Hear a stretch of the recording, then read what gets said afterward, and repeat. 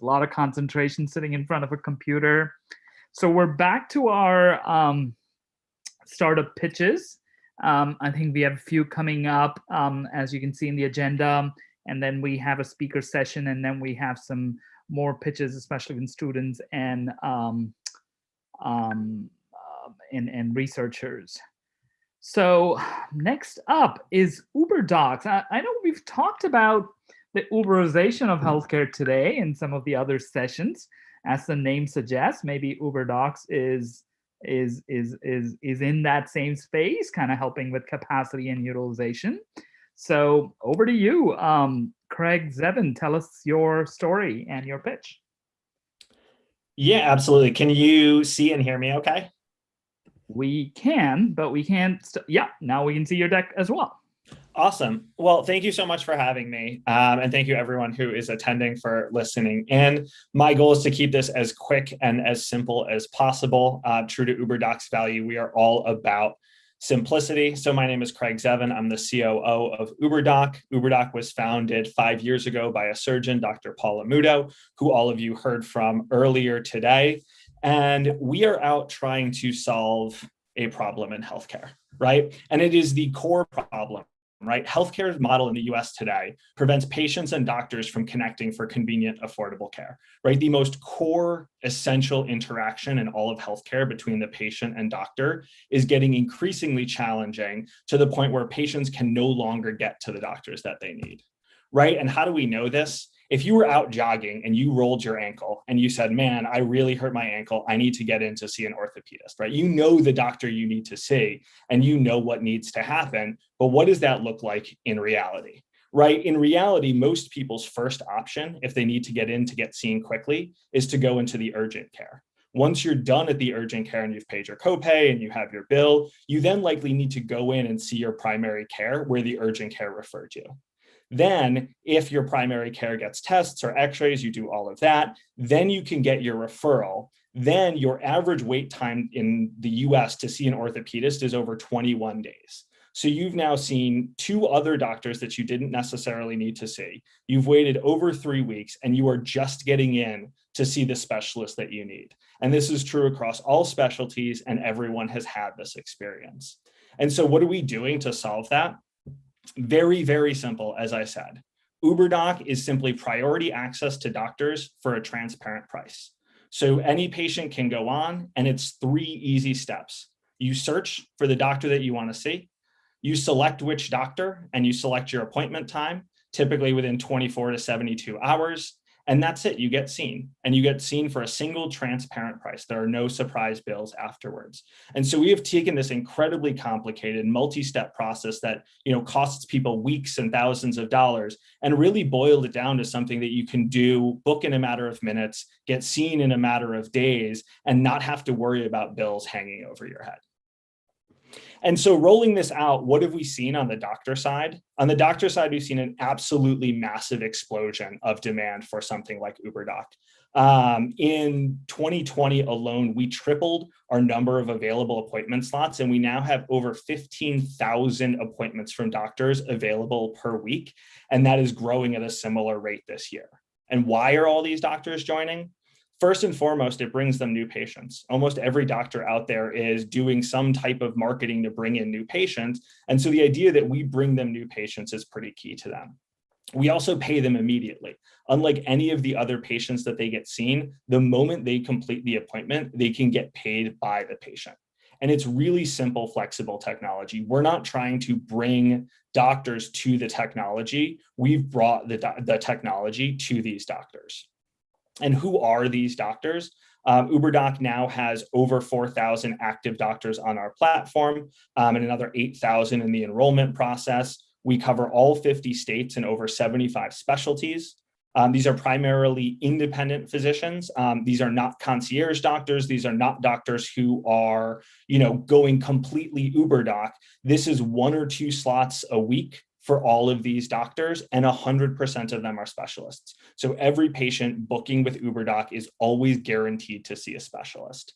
And why is that so important to Uberdoc? Why did we put so much effort into this early on at Uberdoc to build this supply? Well, one is we need the supply to power our marketplace. If we're going to offer patients a marketplace to book appointments, we have to have the supply in order to do it. Two is these doctors are monetizable, so we can bring them on at a very low cost per acquisition for free and allow them to become our supply, as I mentioned. But ultimately, we can turn this into a SaaS model and monetize that side of our marketplace as well. So clearly, between 2019 and 2020, we had a massive amount of growth in our doctors, and we now have over 15,000 appointment slots a week. We have the supply to support the patients. And so 2020 was our rollout of Uberdoc in 3 key markets: Massachusetts, New York, and Florida. And as you can see, we over tripled the number of appointment requests that we had year over year in those 3 markets alone. And that's really, really important to us, but it's the user behavior that we're most interested in, right? These numbers scale as you get investment, as you grow as a company, but it's what are the people really interested? What's the core of the behavior that makes us so optimistic about this market? First of all, convenience is the number one thing and simplicity that we're providing. And 84% came to Uberdoc looking for an easier way to book an appointment. 80% of them are willing to pay cash to see a doctor faster. So they're willing to make those transactions because it's that valuable to them. Uberdoc has 100% patient satisfaction with our physicians. We have never in our history had a complaint about one of our doctors. We vet all of our doctors heavily for them to come on board to ensure that we can provide that quality opportunity. And we have a 4% no-show rate. ZocDoc's no-show rate is over 40% because patients don't have any skin in the game. Uberdoc patients pay a hold fee, so they care enough about their appointment to actually show up. And that's great for our doctors because it means they get paid regardless of whether the patient shows up, and our patients actually show up.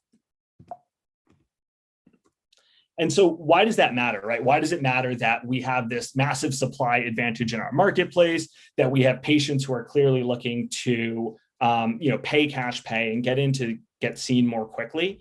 It's because this is an absolutely massive marketplace, right? Over $20 billion is already spent annually on direct pay care. Second opinions are the fastest growing type of appointment in the US currently, and that doesn't even touch on the global market. So in 2020, we were looking at over $27 billion in addressable market, and none of that accounts for all of the dramatic changes we've talked about today as it relates to COVID. There are so many patients out there who have yet to seek care that they needed in 2020 as a direct result of COVID, and all of them are going to need to get seen this year. And that influx of patients is going to be absolutely massive for Uberdoc because all of those patients are going to be looking for doctors at the exact same time. And we are going to be the ones with 15,000 appointment slots every single week to try to help those patients get care. And as I mentioned, we can monetize on the physician side of our product as well.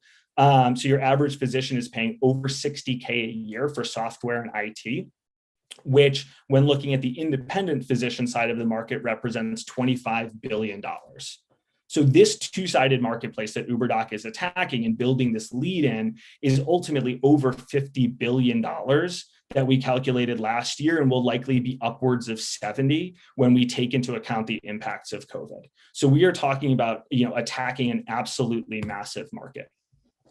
And for our business, as I've mentioned along the way, we have a number of revenue sources. So direct to consumer appointments that get booked through our platform, we take a percentage of those transactions. We also have a number of channel partners that book appointments through Uberdoc. So we've done COVID testing historically, we have COVID vaccines. The Mass Department of Employment Services is doing over 20,000 appointments with us this year. And so we have a number of channel sources that help increase those numbers. Patients can also purchase prescriptions and blood work and imaging through Uberdoc. So not only do we have the appointment transaction that we capture, but we can also capture downstream revenue as well. And then we have the physician SaaS side of our business. So in 2021, we're estimating that we'll do around 6 million in revenue. About 2/3 of that will be transactional.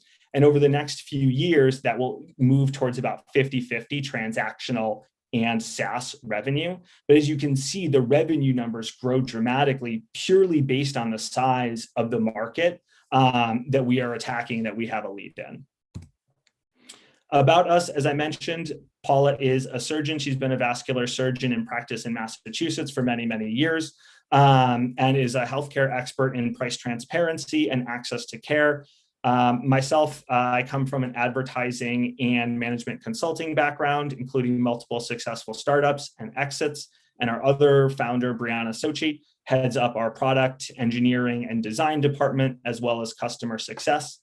We have a really, really strong backing from advisors from the academic world, the business world, other surgeons and leaders in the field and tech experts, all of whom are backing us in, what 2 years ago when we were working on this was a market that was coming. The direct pay market was coming. Now with all the presentations you've seen, the market is here. And so we are out raising a Series A as we speak to scale all of the things that we've done successfully in limited areas and with limited budget. We now have all the answers that we need to scale this up. And so we're out looking for the funder who understands both healthcare and the consumer market to help us scale this. And that is Uberdoc. So thank you all so much for listening, and I look forward to all of the Q&A. Great, thank you, Craig. I think there were several question and answers, but your colleague, Dr. Paula, was answering them. So the folks who asked the questions, especially the judges, do you have any outstanding for Craig? Solus, did you have all your questions answered, or do you want to ask him? I do have a question. So the revenue comes from SaaS. I don't understand the direct to consumer. Do you accept insurance, or is these patients, like, it seems like it becomes a concierge thing if patients are just paying directly? So there is no insurance. It is all direct pay in cash. So doctors set their prices, and patients, when they book, see what the cost is going to be and then pay cash. It's different from a concierge model in that it's available to everyone. So there's no membership that a patient has to purchase. There's no yearly commit. It is simply, I go on, much like, if you're booking a hair appointment or booking a gym class, you go on, you select, you hit book, and then your credit card is in there. And so it charges as soon as you complete the appointment. Does that answer your question in terms of it being all cash, but not necessarily a concierge model? Yeah, no, I get it. I guess then how is, this absolutely, if we didn't have insurance tied to employers, this would be amazing. But since we do, I'm confused. It seems like this is going to give more folks who have money access to care, while people that don't or on Medicare or Medicaid can't get care. Absolutely. So I would say that this, for many people, is more affordable than what they ultimately wind up paying for their healthcare. The average US family can't absorb more than $400 in unexpected expenses, and any trip to urgent care or ER is going to be over that $400, and Uberdoc is going to be around $250. And so even, for folks with that insurance, it is going to be a better option. It's also not going to require them to get a referral. It's going to keep them out of urgent care. And so for all those reasons, it really is more affordable. But at the end of the day, we are democratically offering access to all of these appointments to all of these people. There are no network restrictions. And so everyone has access to that. So people, whether they're paying because it's less expensive, they're paying cash because it gets them in to be seen faster, or they're paying cash because they don't want the anxiety of a bill afterwards. It is open and democratically available to everyone in a way that employer-based health insurance absolutely is not.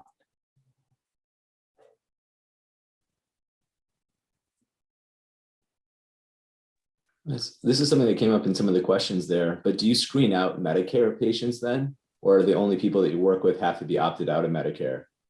Everyone we work with, the majority of our doctors have Medicare panels. We do accept Medicare patients. In the instance where a Medicare patient books with us, they pay the same booking fee that any other patient would. So they, pay the $50 to book.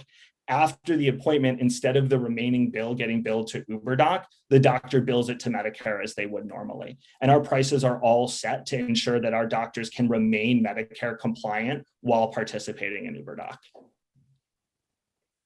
Do the doctors have the ability to not accept Medicare patients then?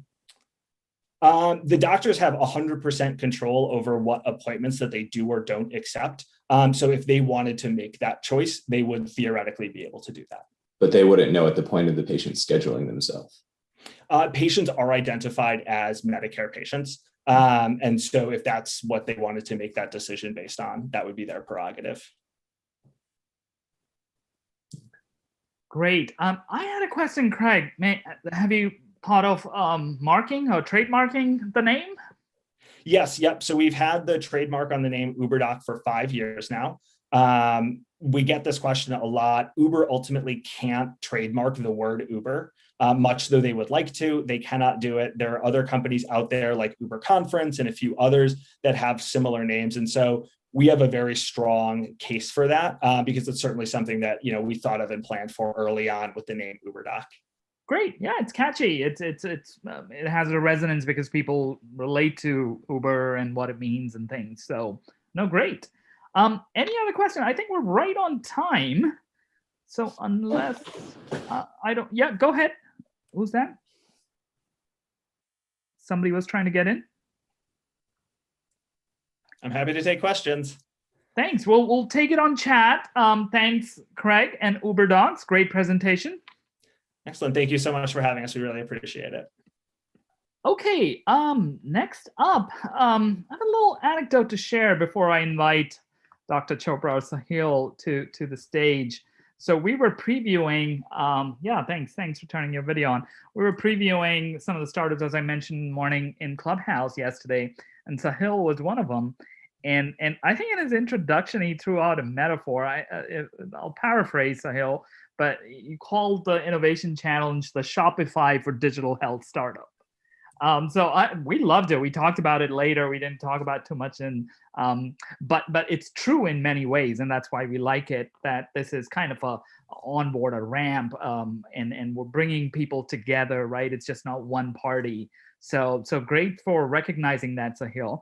And let's hear about Empower Sleep. Can you hear me okay, Patty? Yes. Oh, well, first of all, thank you so much, guys, for having us. Patty, Venki, you guys have been doing an awesome job with moderating. And Vivek, thank you for the yoga and meditation. A lot of inspiring talks today, but let me get in with what we're up to. We're building Empower Sleep. It's an online healthcare company obsessed with sleep care. Think of us as like the hims.com, except for sleep, where you have the intersection of sleep healthcare with consumer sleep products all onto one platform to build sort of a one-stop sleep shop. And I'll get into the details in just a second. So let me go over a story. We all like stories. So I want you to meet Thomas. He's 55 years old. He's a manager at Costco. He's a hardworking guy. He takes care of his life. And he's a chronically busy individual. He's been feeling kind of tired for the last few years, feels like he's slowing down. And then he finally goes and sees his PCP doctor. The PCP teases out that there's some snoring, some nighttime awakenings, his sleep is not good, and he sends him to a sleep doctor for an evaluation. Sleep doctor orders a home sleep test or a lab study, which finally happens 6 weeks after that initial PCP visit. He has a follow-up study with the sleep physician, and is discovered to have severe sleep apnea, multiple pauses in breathing during his sleep. And finally, around week 8 or week 9, he gets started on a CPAP device and starts feeling a little bit better. And this slide really shows how fragmented the sleep care ecosystem is between a PCP's office, a sleep specialist, a sleep testing company, and a medical equipment company that takes care of people who have sleep apnea. And this is actually a really big problem. There's about 30 million people in the United States who have sleep apnea, of which 80% are undiagnosed. And that's unlike any other chronic disease that is out there, where you have such a high proportion of people who don't even know that they have a serious sleep disorder that is resulting in hypoxia while they're sleeping. Another 30 million people have some degree of insomnia, and that should not be on hypnotics, but because of the lack of a personalized sleep care system, they're stuck taking Ambien or Zolpidem.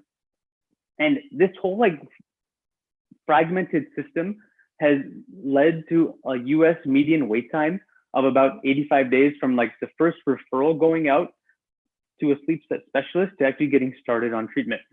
And let me show you what we are doing. because we're online, we're able to deliver personalized sleep care through telemedicine consultations, our own fulfillment of home sleep testing, and then shipping treatment directly to the patient's door. We're more convenient, cheaper, faster than physically going to a doctor's office or a sleep lab or a medical equipment company. And by aggregating sleep providers and all sorts of sleep solutions onto one platform, we're able to deliver a personalized care plan that is significantly, that gives more options to providers and patients while still providing them a personalized care. The way we do this is our patients sign up online on day 0. We ship them a home sleep test. They're they're fascinating of how well they work now. They go on their wrist or the fingers. They sync with their phone. The data gets uploaded to our cloud. We interpret it the next day, and we do a follow-up visit. And based off of that, we ship whatever treatment the patient needs to their door, whether it's a CPAP machine or like a nasal aid or a lot of newer products that are coming on the market. And patients have access to this all through our platform. That's for the patient. For the physician, which I was really interested in when we started this, is we're sort of a plug-and-play software that takes our office virtual.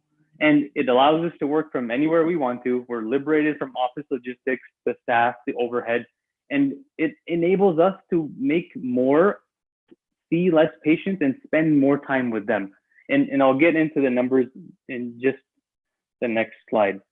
In terms of the competitive analysis and total addressable market, if we consolidate sleep testing visits at about $100 a visit and chronic care management for these people, then currently, based off of the 20% people who have sleep apnea, of which 70% are using CPAP, the total addressable market is $6 billion with a $3 billion per year recurring revenue. The future TAM, as we get closer to diagnosing most of these patients, it will be closer to $34 billion with a $15 billion per year recurring supplies and medications to take care of all of these patients. And the downstream revenue that each physician sees based off of 4,000 encounters, which is about 15 visits per day, is almost a $3 million gross revenue downstream, $3 million revenue downstream per MD per year, while still enabling us to give the providers about $400,000 a year based on about 15 visits per day. So it works out really well, both for Empower Sleep as managing this marketplace and fulfilling all of these orders, while enabling the physicians to do much better than they would have otherwise. So in terms of competitive analysis, there's a couple other people online that are doing similar things, except they don't take insurance. And they have just they're sort of the e-commerce for CPAP devices and those recurring supplies, and they don't take insurance. The average cost of maintaining a CPAP machine is about $600 up to $1,500 a year. And most people don't want to pay that. And that's why it's important that we have buy-in from the insurance companies. For the patients, we're a seamless, frictionless user experience that consolidates visits, home sleep testing, and e-commerce for sleep, both prescription and non-prescription products to one insurance, and we take to one platform, and we take insurance. And then for the doctors, we're like the virtual sleep clinic that they're able to use, allowing us scalability where we don't have to get licensed in each individual state. One person wouldn't have to get licensed in all 50 states, for example. We just have physicians in different states who are seeing patients. In terms of how Charm can help us with this in terms of its technical viability, as I was alluding to, sleep is fragmented between so many different ecosystems. So Charm, being like the brain of this octopus, would tie in with home sleep testing, cloud-based softwares. It'll tie in with the CPAP machine monitoring softwares. And most excitingly, it would tie in with already pre-existing wearables that patients are using to get insight into their health, into their sleep. Even though these are not FDA-approved devices, people have never been so engaged with wearable products that gives them insight into their sleep, giving us a way of helping them identifying what's wrong and then getting them connected to a sleep physician. And then also the technical viability with Charm is acting as sort of a logistics or sort of like the fulfillment component of Shopify for both like the prescription and non-prescription products. A little bit about me. I'm a physician by training, internal medicine, pulmonary, critical care fellowship trained at Loma Linda in California. And then I did my sleep medicine fellowship at Harvard. I basically went into sleep because I myself was like sleep deprived during these years of training and realized how important sleep was to me. And then as a pulmonologist, while seeing patients in sleep clinic, I would see how broken the system was for them. And many times what would happen is we would see the patient, order a sleep study. Patient wouldn't be able to come back to us. A year would go by and then Medicare would say, hey, the patient needs to get a repeat sleep study because it's over a year old. So like I went into sleep to understand how we can build out a solution that is a win-win for both the patients who really need that help, as well as the providers who are just struggling of like managing their care between multiple different systems. We have 4 providers already. We have a strong legal team that is helping us, and we are bringing on a product guy from Uber. The only thing I just kind of want to highlight is the rise of consumer wearables is really objective evidence that people, patients, consumers are super engaged with their sleep. And they're looking for ways to get the most out of their sleep so they can get the most out of their day. And I've been preaching this for a while, that instead of thinking of sleep as something that we do to recover, we should think of it as something that prepares us for tomorrow.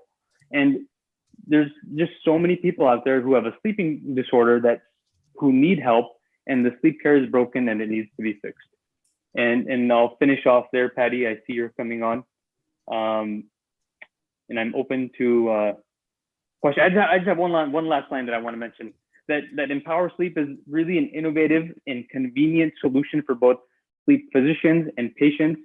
And it provides and integrates data from wearables, multiple cloud-based software systems that the sleep community uses to put them into one place, and would be just really fascinating for patients.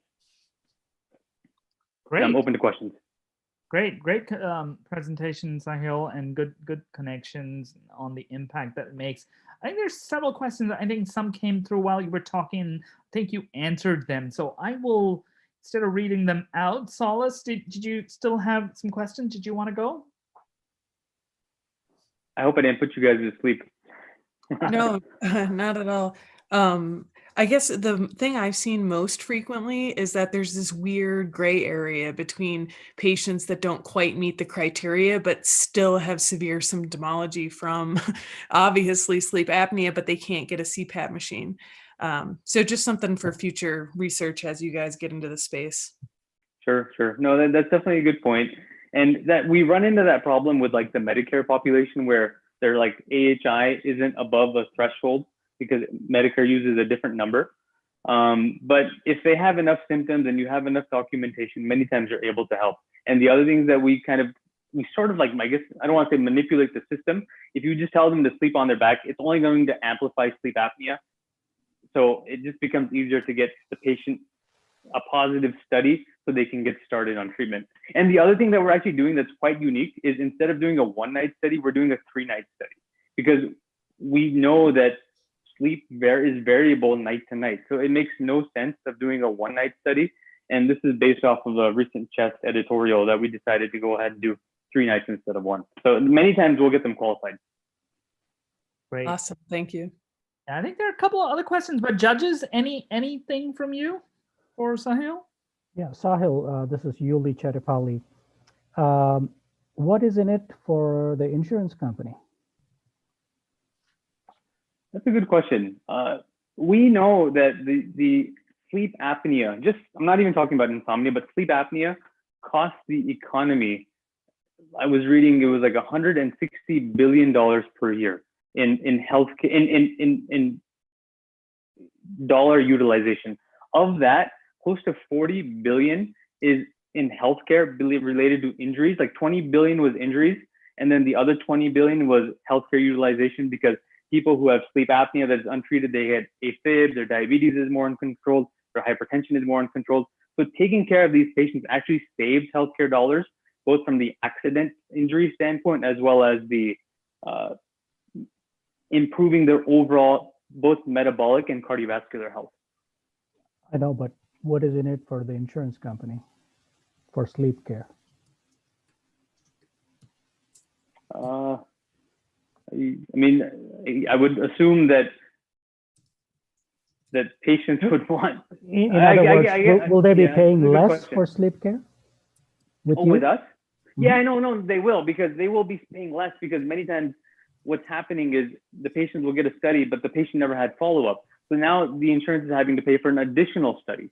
The other thing that we're doing is all of our studies are home-based. So instead of this being a lab study where they end up spending close to $650 to $850, with us, it's only costing them $200. Okay. So it's significantly cheaper from that standpoint too. Good, thank you. You're welcome.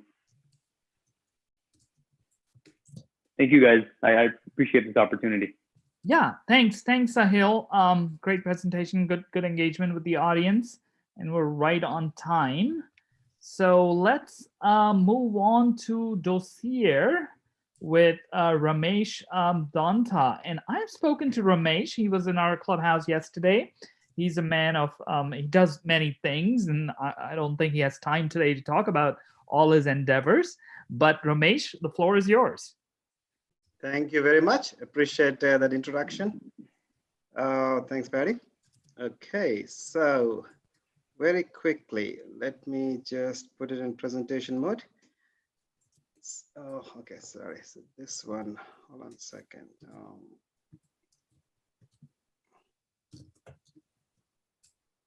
Yeah, so let's, can you guys see my screen here? Yes. Oh, we were seeing it, Ramesh, but I think it went away. Okay, so let me do this one more time and see if this works. And then let's go from here. The moment I put it on a power, the presentation, it's going the other screen. Let me do this actually.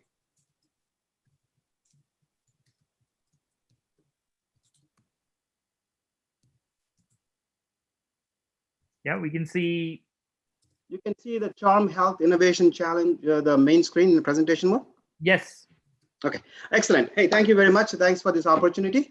And the company name is Dossier Systems Incorporated. As a company, we are involved in custom add-ons to EMRs and EHRs to complete the solutions for in the industry called integrative healthcare. Integrative healthcare encompasses many industries like naturopathic, holistic medicine, naturopathic medicine, and then other associated industries. I don't want to get into that. But today, what we are talking about is an application that developed for integrative healthcare called DRIP, right? Essentially, it's an IV therapy, intravenous therapy administration solution. So that's the sense of it. And then first, let me just go over what is the challenge that we're addressing. See, the intravenous therapies, IVs, are a very significant treatment modality for integrative practices. So these naturopathic doctors, as an example, rely on this to treat the patients at the same time from the business perspective as well. And unfortunately, the EMRs do not handle this compounding protocols, injectables that are used in this industry very well. So there is a gap there. And the injectables, without going too deep into it, essentially the injectables are the primary things like vitamin C's and vitamin E. One of the things that goes into these protocols or treatments that are administered to the patients. And then the supply industry for those injectables is fragmented. And of course, McKesson's of the world do supply some of this, but lots of other injectables are supplied by local suppliers, compounding pharmacies, and then that is not very well addressed in the market. And again, having multiple data repositories for patient information and patient treatments, patient protocols, some in the EMR and some in, not even the EMR, is also increases inefficiency in this industry. And the other thing is, of course, there are lots of EMRs out there, but the CHARM is the leading EMR for the integrative practices. And that's why we decided to work with EMR. And then the net of is one of the challenges is that many practices, given the difficulties about IV therapies and given the inventory management associated with it from a cost perspective, they actually decide not to do it, unfortunately. Right, so that's one of the main challenges. And then our primary market research, where we extensively talk to other IV therapy practices and integrative healthcare, they proved it when we did the survey at the CHARM Healthcare industry conferences and other conferences. And essentially, there are two broad things, right? There is no digital transformation in the industry, and there is no web-based application for the IV prescribing, ordering, and administration. And the practices we talk to, they do not have, they actually work with paper-based and spreadsheet. The most advanced one is the one that we're partnering with. They have a Microsoft Access-based application, the Revolution's naturopathic practice. That is the most advanced. You could figure out the state of digital transformation in the industry. Okay, and whatever little system they have, they do not have a very integrated approach to the protocols and treatments in this space. And another major point in this space is the inventory tracking. These injectables that are used for these protocols and treatments, they're expensive, and not tracking the injectables adds to the cost of the operation in these practices. So the net of it is that the Docere systems, we would like to address these unmet needs, which are proven with the primary market research as well as the secondary market research. But they're very well-defined market here, right? The market opportunity is very well-defined. And so the way I want to think about this is big enough for smaller players, startups, but not big enough for the larger EMRs, EHRs to address. So it's a sweet spot. So what's the solution? So what have we done? So we have developed an application, integrated IV management software, and that has the inventory management that incorporates the injectables and the suppliers, managing the suppliers in that module. And then we have these base protocols. Essentially, there is a set of protocols that are defined in the industry by the influencers, by the research, with the education, the educational institutions. So it's called base protocols. So we help manage the base protocols. And then we also help the practice owners to prescribe a patient-specific prescription based on the base protocols and a treatment plan. That's one module. And then the last one is actually the day of administration. When a patient comes into the practice, then there's a workflow associated with the patient. Like we have to take pre-vitals, and then we have to insert the needle, and monitoring every step of the way in the workflow. We manage that in the application. And at the end of the day, so we also post the chart notes to the CHARM EHR. So I will show you a little bit later about the CHARM integrations, but that's in a nutshell, it's a web-based software application. So what we are doing with CHARM here, if you look at the patient information, as I mentioned, that is managed by the EMR, EHR like CHARM.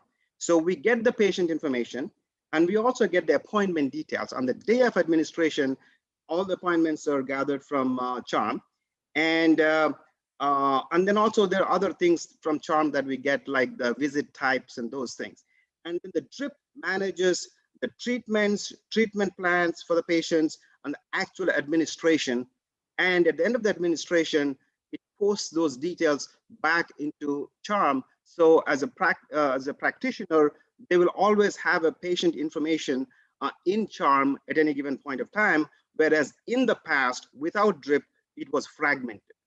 The doctors have to go into their own pen and paper application or the access-based application for some, and for some, they have to go to the EMR, EHR. Okay, then let me go into very specific, a few other things that we do.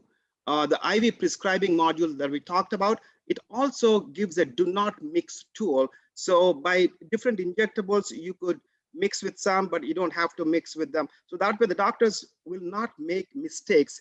It's the system automatically says, okay, injectable A can go with B and C, but it cannot go with D. So while they're preparing protocols, the system, guides them into what's the right treatment without making any mistakes. That's one. And then the IV administration module is a real-time integration with EMR. So if appointments are changed or canceled in the EMR, that is reflected in the drip application real time. And after each patient's administration, the chart notes go in real time to Charm. So either a practitioner B or another nurse want to check the patient details, they can get it in EMR. And it's a pre-built inventory management. So once the inventory is entered into the system, as the injectables get used by the patients, this information is automatically tracked and deducted with an allowance for inventory clerk, if they need to adjust manually for discarding some injectables, for adjusting any gaps that they might have. So it saves them plenty of time to the practice owners, so they don't have to spend as much money on this inventory clerks to manage the inventory. Okay, so with that, let me go into, so let me stop here and then I'll take questions in a second. So essentially, competition I already talked about. From its strengths, why do we believe that we have the right application here? Very deep industry expertise. Our partners, one of the partners has been operating this naturopathic practice, and all the three partners have deep entrepreneurial experience. And we have done extensive beta testing. We launched the product in February or so. And so we've been doing it. Multiple practices have been using it already. And our future plans are we would like to go deep into integrative healthcare. At the same time, later on in phase 2, we would like to go broad into adjunct healthcare markets. We are completely bootstrapped. We crowdsource the product development to reduce our risks in this space. Let me see. So Justin Rathel is also should be there. Is the business development. Rob Ross and myself. We three are entrepreneurs in our own independent ways, and when we came together to put this together. So with that, let me open up for questions. Thank you. Integrated IV medication management, dossier, Ramesh Donta. Questions from the judges?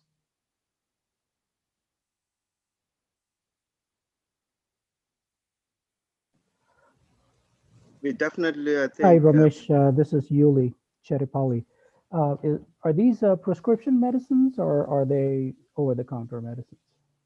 It is, you mean prescribed by the doctors, essentially the naturopathic doctors, but the injectables that are integral to the protocols and treatments, it's a combination of both of them. So Justin, if you could unmute them, Patty, I think he can answer that particular question. It's over-the-counter. Arti or Sage, could you unmute Justin? What's his last name? Raithel, R-A-I-T-H-E-L.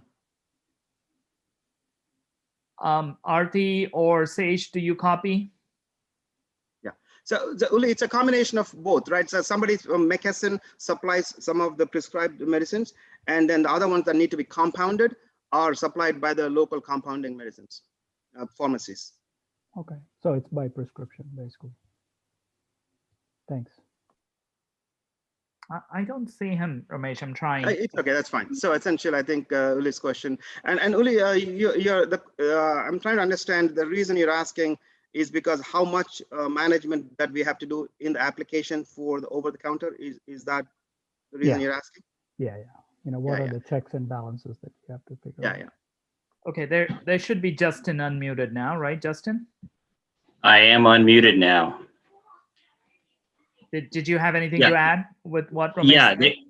They are prescription medications. So the medications come from either commercial suppliers, outsourcing pharmacies, or compounding pharmacies.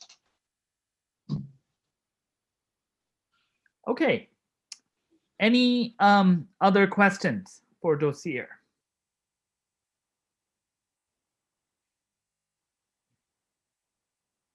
Where are you guys based? I know we're living in a virtual world, but any physical location? We are based in Folsom. It's a suburb of Sacramento, California. Great, yeah. We like one restaurant there on our way to Tahoe. I know. We talked about it. So they're doing fantastic. Okay. Think I don't see any other questions. Thanks, Justin and Ramesh, for the wonderful presentation. As we move on to the next one, I'd like to, I put it on chat too, but I don't know if everyone caught it, but we're having streaming this on Clubhouse, and we're having a little show with Justin and Matt, who are hosting that room on Clubhouse. So it's like the NBA postgame show. So if you want to be one of the speakers in the Innovation Challenge postgame show, just raise your hand, just ping on chat and join that Clubhouse, right? Anyone can. It could be the pitchers, it could be any attendees, especially as the break is coming up. I highly recommend somebody go check it out. We had about 200 people attending on Clubhouse in the morning when we kicked it off, because we were doing it part of the Human Behavior Club, which is 400,000 members. It's kind of gone down because it's hard to kind of maintain the all-day focus, but there's some still folks there. And Justin and Matt, if you're listening to me, so expect some volunteers to come for the post-pitch show on Clubhouse, and the link I'll post again. So for our next startup before the break, the last startup to go before the next kind of speaking session is GoMD and Raymond Harjo. So a little bit about Raymond, right? I met him in one of the Clubhouse sessions, heard about his story. So I was very impressed. It was he's an entrepreneur, obviously done a lot in GoMD, but it was driven by some personal experiences. And as I mentioned earlier today, I work in fintech. A lot of entrepreneurs actually are led to their entrepreneurial kind of careers, if you will, due to personal experience, like the 2008 financial crisis, right? A lot of people lost homes, their parents lost jobs and things like that. There was financial hardship, and that prompted them to build fintech businesses that would clean something up and stuff. So I'm very impressed with Raymond's story. I don't know how much he can share about his kind of journey because he has a limited 10 minutes, but I won't take too much of your time, Raymond. So go, your time starts now.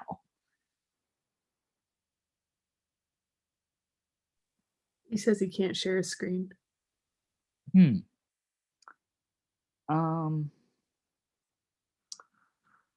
So Arti or Seish, why is that?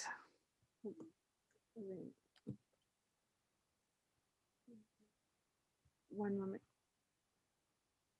I think you should be able to share. So yeah, I think now he's up. Try now, Raymond. All right. Hey guys, I'm here. I'm going to share my screen. I'm going to try and go as fast as possible. My name is Raymond Harjo. Thank you for having me on. I'm so excited to share GoMD with you all. And I am basically trying to get situated now because it's the weirdest thing, right? The scariest thing that could possibly happen is like, oh, you're kicked off. And then I had to figure out and reconfigure and rejoin, like literally right before I'm supposed to No, join. but take your time. I know we're kind of back to back, Raymond, but settle down and get everything that. Yeah. I mean, it was the last 5 minutes for me has been unbelievably funny.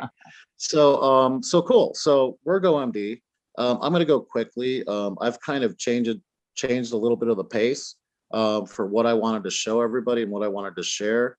And just kind of, I've put together a flow for myself to get the point across. So you guys are getting GoMD.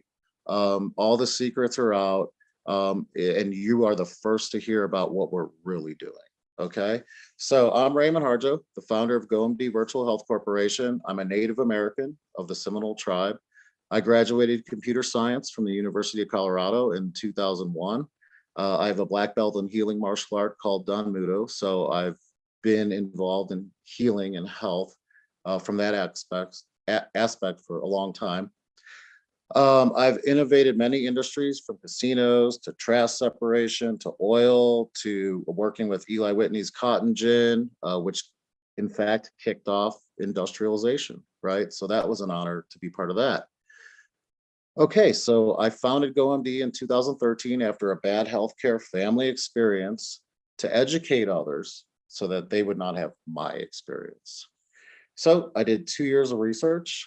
and then I found out healthcare is broken. It's reactive. There's no empathy, etc. So what can I do? I can attack problems in healthcare with computer science methodologies.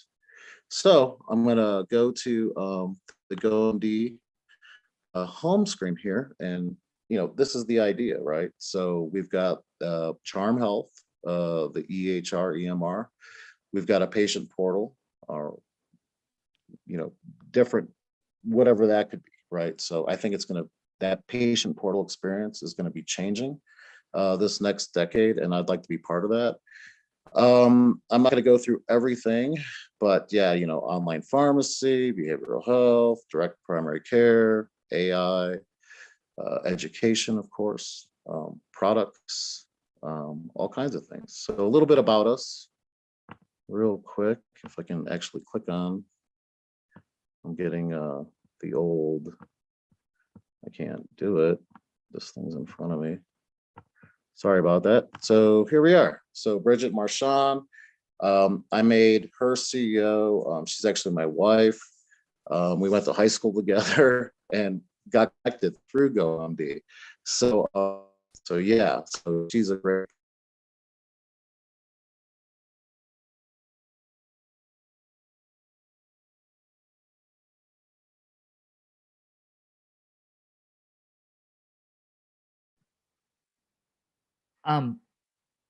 So I don't hear Raymond.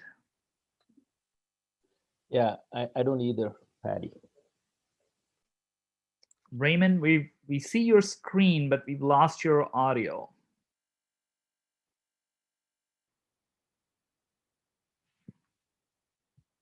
Is he still on the Zoom?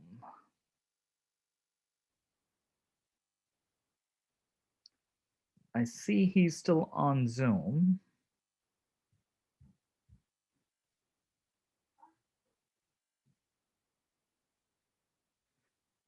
Raymond, can you hear us?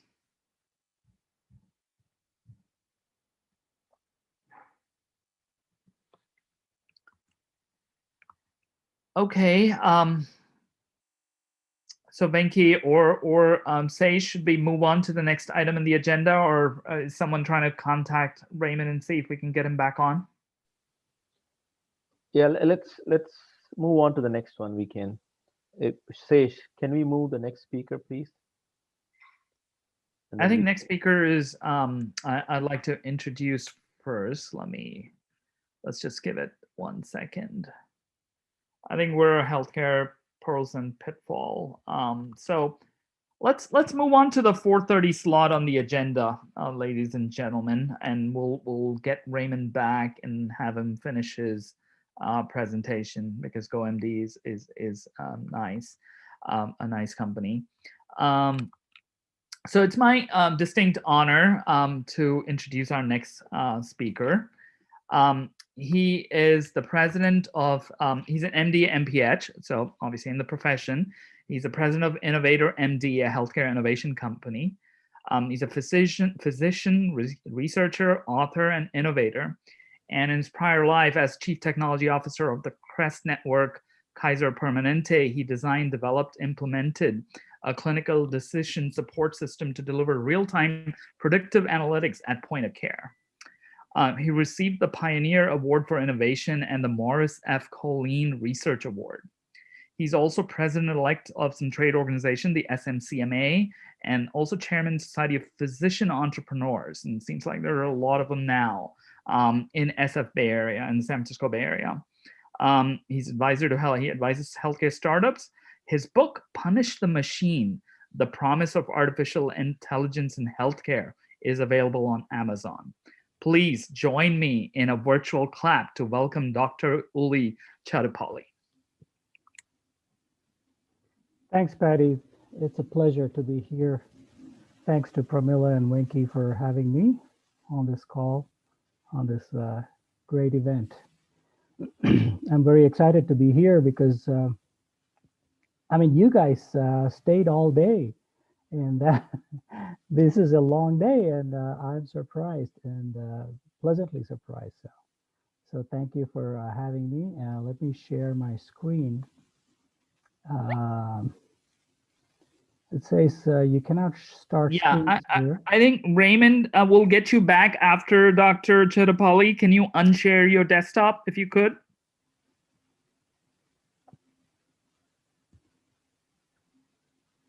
There you go, Dr. Chattapali. Now you should be Okay. able to share. All righty, let's see.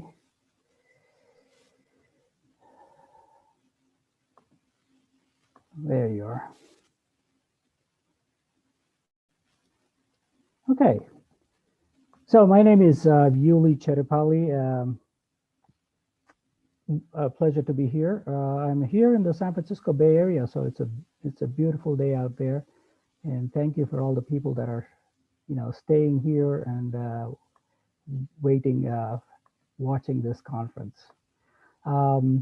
As Patty said, I run a company called Innovatormd. This is the one that I started right after I finished my tenure at Kaiser Permanente. Also, he talked about the book, and I also run the San Mateo County Medical Association. So today I want to, first talk about the broad picture of, what are the main problems in healthcare? Of course, there are many, but what are the big problems? And then from there, what I'll do is I'll talk about a use case and also some tips for entrepreneurs and innovators in healthcare. We know that as people age, the cost of healthcare goes up, and that is a fact. As you get older, you get more healthcare problems. The other big problem with U.S. healthcare is that it's a big chunk of our economy. As most of you know, it is 20% of our GDP, which is actually as big as Germany's GDP, the whole country's GDP. So it's as big as the number 4 country in the world. Also, the price of healthcare has been going up. If you look at the consumer price index, there are probably only 2 things that keep going up. One is healthcare, which is probably the worst of all. And probably the second one is education. But yeah, I mean, we know that we are getting more sophisticated technologies in place and more better, treatment modalities, but our performance has been low, and that's the sad part. Although we are spending the most healthcare dollars than any other country, our performance is the worst of the developed countries. And then, of course, the main caregivers or the providers, the physicians, they are having major burnout. And this is before COVID. I'm sure the numbers are much higher after COVID, right? So, there are solutions. People are working hard, and today we have seen some excellent startups doing very interesting work. But there are some problems with solutions. So when a solution is provided to a physician, here in this cartoon, the baby is a physician, and the technology guys and the business guys, and these are very hardworking, smart people. They come up with the solution, and the solution is the mobile, right? All these nice, pretty animals that are going around and nice music playing. But the MD sees this part of the solution. And so they are totally not, liking this. Because what people see from the technology side and from the business side is very different from what the physicians see from the clinical side. So I want you all to understand that, the clinical aspects of a solution is probably as important as anything else. So first, when you start developing, tools, first thing you need to think about is, I call it my 3 use rules, right? First question is it usable? Is it technically sound? Does that make sense? Does it work, right? And the second question is, will it be used? And that's the market side of it. You know, a lot of entrepreneurs and innovators come up with these wonderful technologies, wonderful tools, and when they start to introduce it to the market, nobody uses them, or it's hard to get traction. And so you better have an idea of how the market is going to receive even before you start to make this solution. And clinical aspect. A lot of companies I see that they don't use the clinician in the team when they're actually building these tools. And so they have a nice, an advisory board of very senior physicians. That's great, but I would like to see somebody in the founding team where there is a clinician who is actually guiding them as they are making these tools, because a clinician's perspective is very different. And eventually, if it is not useful, and then it's a total waste of time, trying to build these. So these are the three like pillars or legs of any healthcare technology that you may be building. I'll give you an example. Apple Watch ECG, right? I mean, what a great technology tool is it? It is. It just stays on your wrist and it looks at your EKG, the electrical waves that are coming through in your heart. I mean, that is an amazing piece of technology, I should say. I am really fascinated by this technology. Now, the idea is to get an EKG so that you can diagnose atrial fibrillation. Atrial fibrillation is irregular heartbeat, and it's pretty common in the clinic that we see in elderly patients. But here's the challenge. The challenge number one is that, what is the prevalence of atrial fibrillation? If you look at the general population, it's about 2%. If you look at the population that is less than 60 years, it is 1%. So one of the problems when you start diagnosing things in a population where the prevalence is low is that you get a lot of false positive tests, which means that a lot of tests, when the watch says it is atrial fibrillation, it's probably not. The likelihood of getting a false positive test is higher. And so the test becomes less useful. So that's the number one challenge for this application. And the second thing is, what is the benefit? Is this going to avoid, getting an EKG done? Is it going to screen for atrial fibrillation? Well, the United States Preventive Task Force decided that even an EKG in the office is not a beneficial thing to do. So you cannot just grab people on the street and say, I want to do an EKG, because the benefits are less than the harms. Well, one might say, what are the harms of erroneously diagnosing somebody with atrial fibrillation? Well, which means that, do you treat that? And treatment is not insignificant. So you should always weigh the benefits and the harms of diagnosing. So decide that even before you come up with a solution. Challenge number 3. Now, how is atrial fibrillation diagnosed? We do EKGs in the clinic, and we do that, several times, making sure that it is there. Usually the patient comes in with symptoms.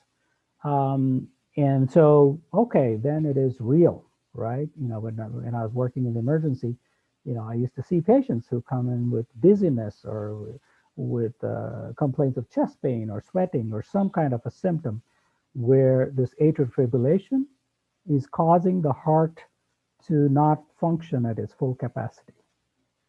Now, if you're diagnosing atrial fibrillation in a patient who does not have any symptoms, maybe the atrial fibrillation lasted for a few seconds or a minute or two. So how do you decide when to treat it? Because like I said, treatment is not a trivial thing. Next challenge. Atrial fibrillation has risk factors. Advancing age. So if you look at the populations, the older populations have almost like 10% risk of having atrial fibrillation. High blood pressure, that's a chronic disease. Obesity, diabetes, heart failure. All these are chronic diseases that increase the chances of a person having atrial fibrillation. In all these cases, the underlying risk factor may be more important than treating the atrial fibrillation. Atrial fibrillation may be the tip of the iceberg, but this patient is already sick. If you have all these risk factors, that means you better attack the risk factors first. And my fifth and the biggest challenge is this, the business model. Most technologists and entrepreneurs and business people, they forget to think about this issue. If you're saying that you're going to diagnose people with atrial fibrillation, number one, if it is a false positive, then they have to go to the emergency and get a real EKG, and which means that if it is a false positive, then it is an unnecessary visit, right? The EKG shows that you don't have atrial fibrillation and then you're sent home. So there is an additional cost to it. If it is positive, that means that you're diagnosing more patients with atrial fibrillation than otherwise, which also means that, does the insurance company like that? Does your provider like that? Maybe if they are in a fee-for-service business model, they will like it because then you're bringing more patients in to be treated for atrial fibrillation. The next question is, will your hospital like that? Well, if you diagnose atrial fibrillation and you treat it with blood thinners, that means you're decreasing the risk of stroke. That means less people coming in with stroke. That means less revenue for the hospital. Now, you have to think through all these steps before you go to a hospital and say, I have this wonderful device that will save patients, right? If it doesn't fit the business model and if it doesn't create value for the business, then it will not be used. So you better think through all these things.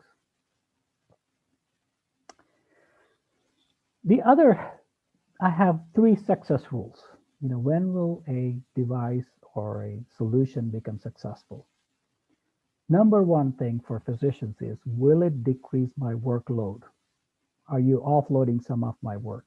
Or are you adding to my work? This is a key factor that you have to think before you go sell it to the clinics. The second question is, will it decrease overall cost of care? Now, again, depending on the business model, it may be different, right? So, some of the questions I asked, these startups is, will the insurance company like it? Will the hospital like it? Will the doctor like it? So cost can be a good thing in a value-based care model. And for those of you who are new, value-based care is where the healthcare company makes money when the patient is healthy. In a fee-for-service business model, the healthcare company, whether it's provider or the hospital or the physician, they make money when the patient is sick. So these two business models are exactly the opposite of each other. So you have to decide where you're going to play this game.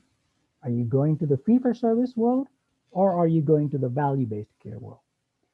If you're going to the fee-for-service world, which is good, because probably 70% of of healthcare is in that range, in that business model. But what happens when this trend of value-based care keeps pushing and going into the business of fee-for-service and pushing fee-for-service out? What will happen to your technology, service, or product? So I want you to think about that. And finally, we come to the patient. Does it improve the quality of care? Overall, does it make the patient more comfortable? Overall, does it make the patient happy? So these three rules I want you to keep in mind. Okay, now the opportunity in healthcare. It's amazing. This is a great time to be in healthcare. I mean, you have seen some of the investments that have gone into healthcare companies in the last quarter.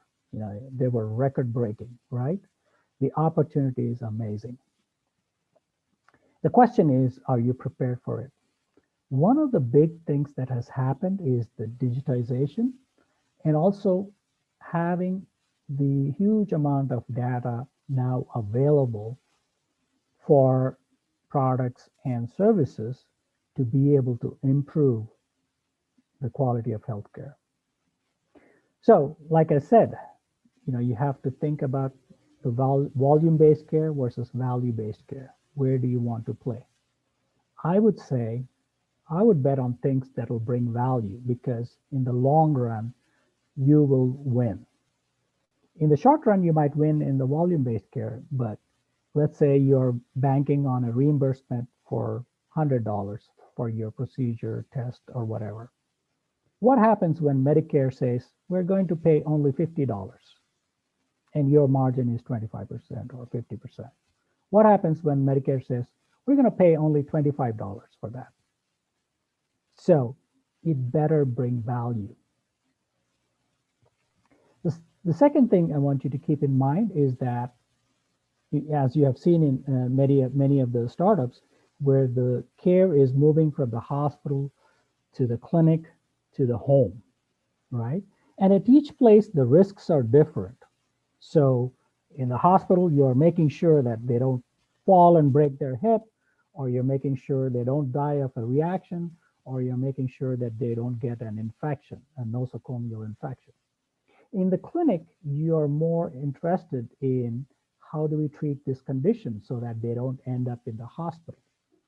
But at home, once you move the care towards home, then you're talking more about prevention and also providing a service where, you know, the clinic or the services come to home. So the cost goes down as you go up this chain.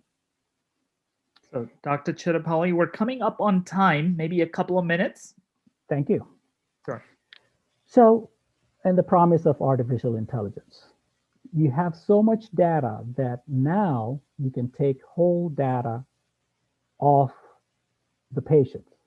You know, you have EHRs. EHRs are collecting huge amounts of data. You can ask questions to your EHR and you can get an answer. And so the method of doing research has changed. And especially whenever you have a startup, you better have some data to back your claims. So finally, scientifically, it has to be sound. You know, what are the factors for success? And it has to be, MDs have to approve it in the sense that they should like the solution. It should decrease the MD effort, and the incentives have to be aligned. And of course, it has to expedite patient care. Thank you very much. That's my book, and this is the meeting conference that I'll be hosting in August 5th through 7th. So everybody's welcome. And the website is innovatormd.com. And my contact information is on LinkedIn. Thank you. Thank you, Dr. Chattapali. I'd love to have you on our Health Tech Talk Show on Clubhouse if you're on it. This is great. Sure. Great presentation. I think this is a good 1 hour presentation. I don't see any questions directly because we didn't open it up for questions, but I think we're right on time and we have a few more pitches to go. So Sure. I would like to go back to Raymond, and definitely if you have questions for Dr. Chattapali or want to connect with him, do that. I think one of the reasons Charm and iValley is kind of putting this together is that network effect, the connections that will happen, and you never know what value is created with the different connections. So definitely connect with all the speakers, all the startups, help them out. Sometimes just reconnecting them to somebody else also creates good value for people. So Raymond, I see you've you're shared, and let's talk more about GoMD. Yeah. Okay. I'm back, guys. So thank you very much for giving me the opportunity to continue.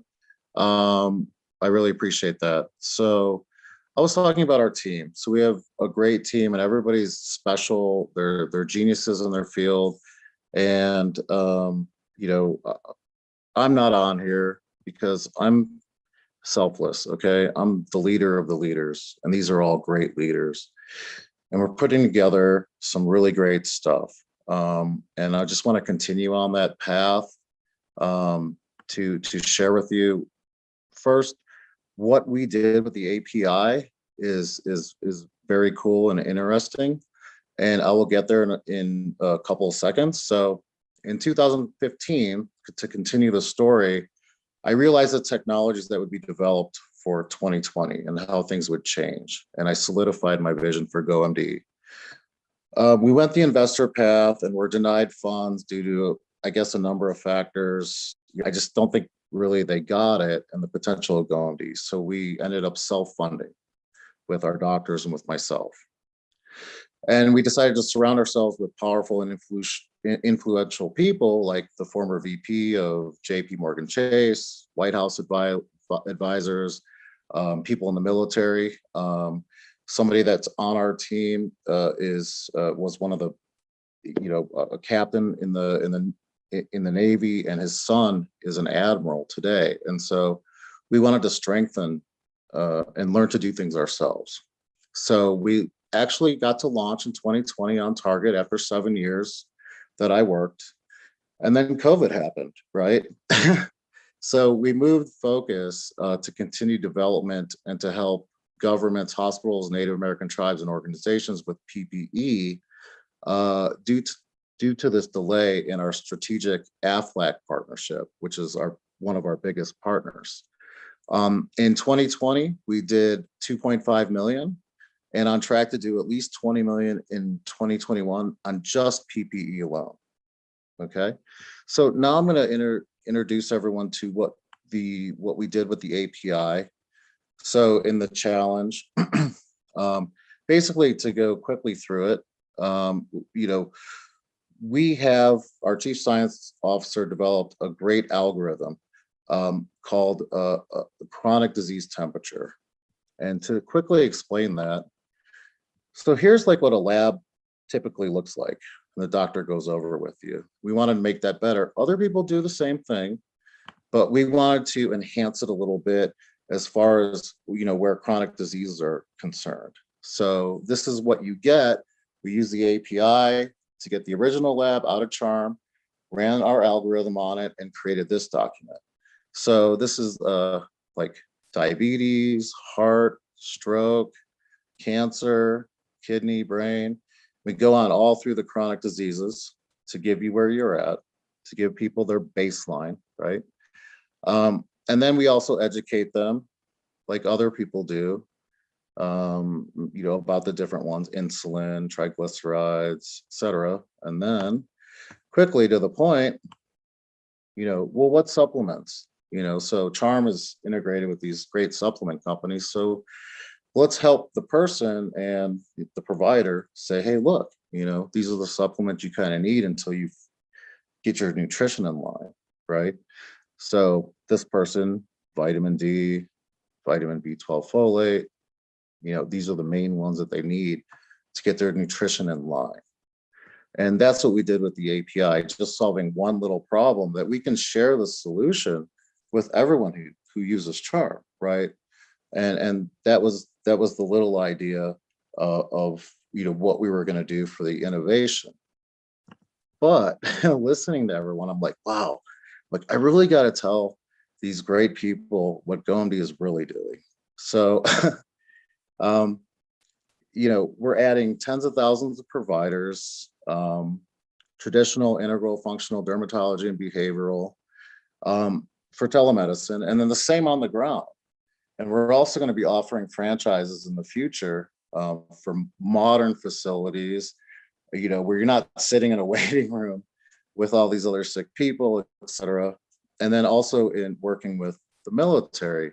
And so basically, we created a partnership with a company that put this together. So this is could be all kinds of places. Walmart's interested. There's all kinds of people interested in these units where you can go do telemedicine all over the place, rural communities, military bases, et cetera, et cetera. And so to expand on that, we also have a partnership with a military company called Savati. And this is actually the GoMD spaceship, where we can deliver healthcare in places where there might have been a hurricane or tornado.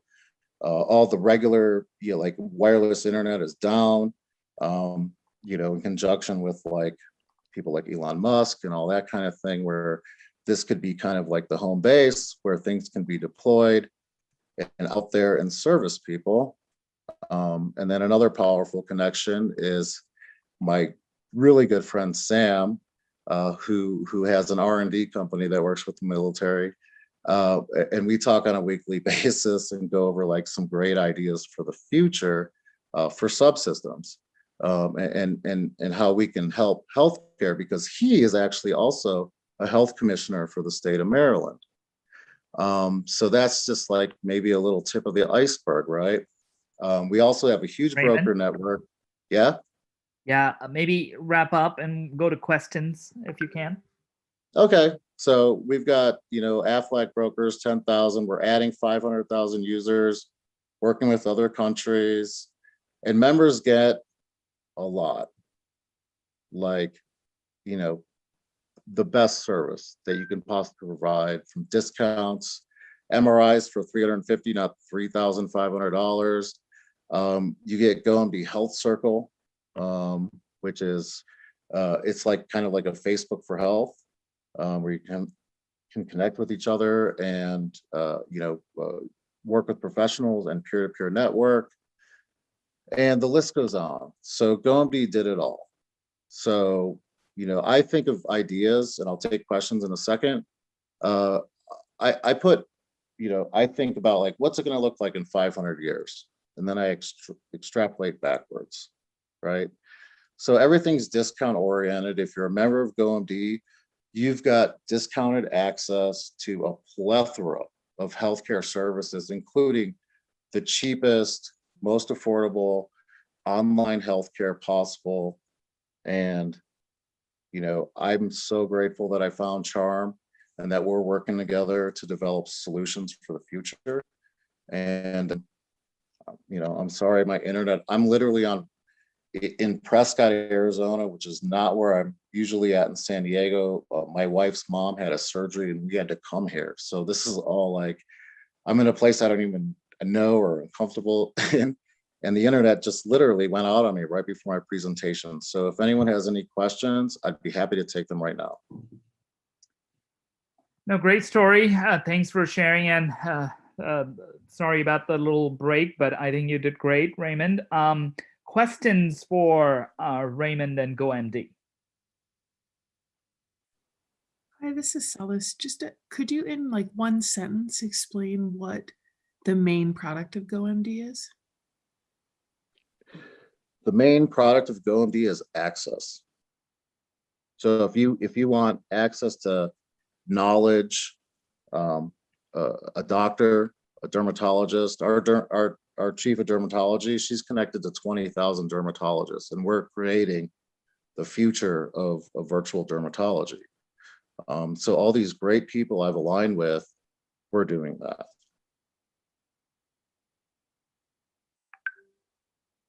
Like she goes on TV. Great. Any other? Dr. Wendy Roberts. Go ahead, Raymond.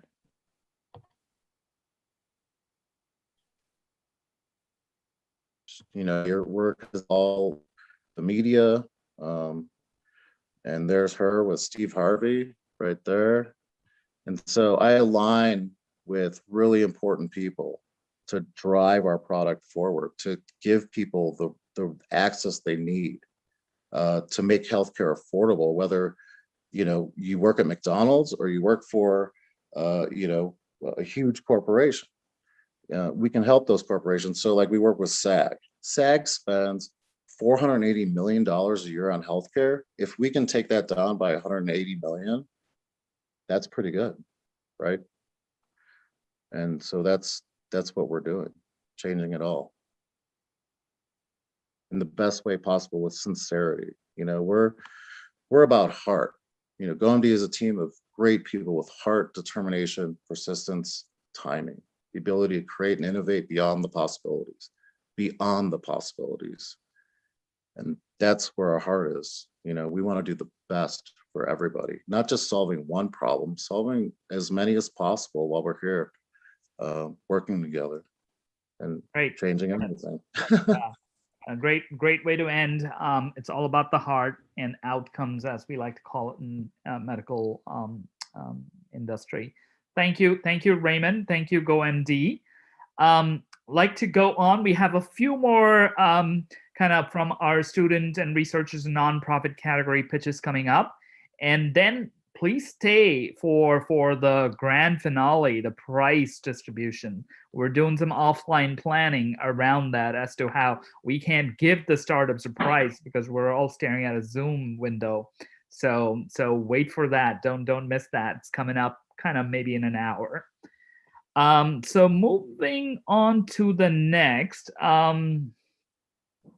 do we have Shay? I think I saw Shay a few minutes ago. He's a nonprofit, Better Future for All. Shay, welcome. I would love to hear your story. Your time starts now. You have 10 minutes and then 5 minutes of Q&A. Or so, Venki, is that still the time? Sorry. For the last segment, are we still doing 10 plus 5? No, we are doing 10 minutes. Only just 10 minutes. Okay. So Shay, apologies. So just 10 minutes starting now. Okay. Greetings, everyone. Thank you very much. My name is Shay Vitalis. I'm the founder of a Better Future for All Association, which is a youth-led social enterprise that promotes youth entrepreneurship. We solve societal problems, and we also contribute for social inclusion in Cameroon. So today I'll be presenting one of our projects, which is called PharmaFast. Have you ever lost a loved one because you could not purchase their medication on time?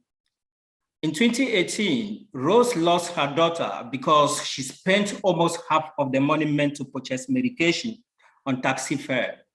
She visited 5 pharmacy stations from one drugstore to another and finally ran out of funds. Her pathetic story prompted us to carry out a research in Cameroon, and the finding of the research shown that 6 to 7 out of 10 Cameroonians have either lost their life or have acquired other health complications as a result of these challenges.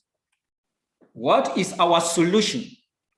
We have developed a cost-effective and reliable mobile application referred to as PharmaFast, we bring the medications, we bring the pharmacies, we bring the physicians closer to the public. With PharmaFast, Rose and many others will be able to know which pharmacy carry a particular drugs at a given time, and they will also know the price of that medication.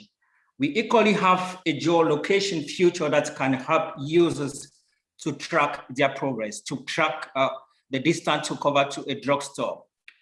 I'm also glad to inform you that we launched this project on the 5th of April 2021, this month, I beg your pardon. And these are some of the feedback that we got from our users. And some of the interested one are some health practitioners from Sierra Leone, which they were asking us how this could be implemented in their country, and another one from Ghana. There is absolutely no competition without, no market without a competition, and PharmaFast is not an exception. We have hospital, we have pharmacy douala, we have gifted mom, which are actually providing services that are similar to what we are doing. But we are unique in such a way that we are found all over the national territory of Cameroon, which is not the case with our competitors because they are mostly found in big cities in Cameroon, mostly in Yaoundé and Douala. We equally, our users can have access to our, we equally offer door-to-door delivery services to our users.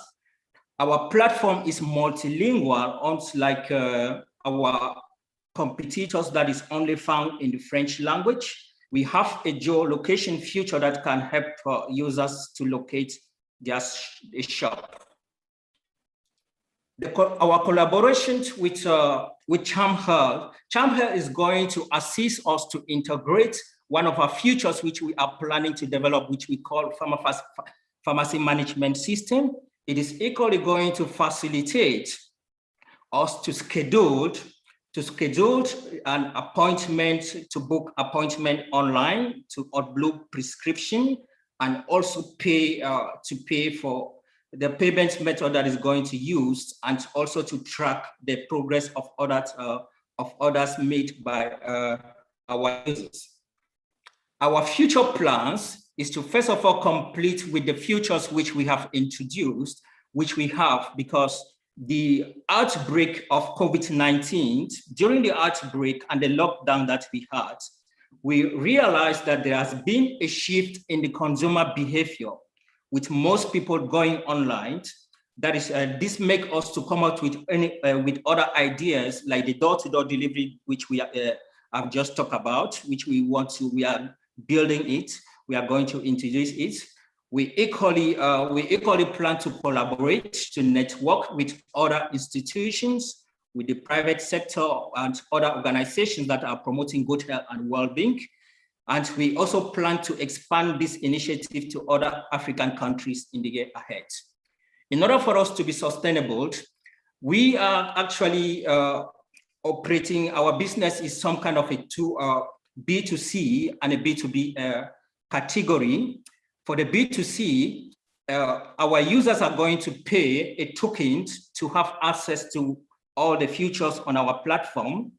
And we equally charge a fee for delivery, for delivery, depending on the distance that we are going to cover.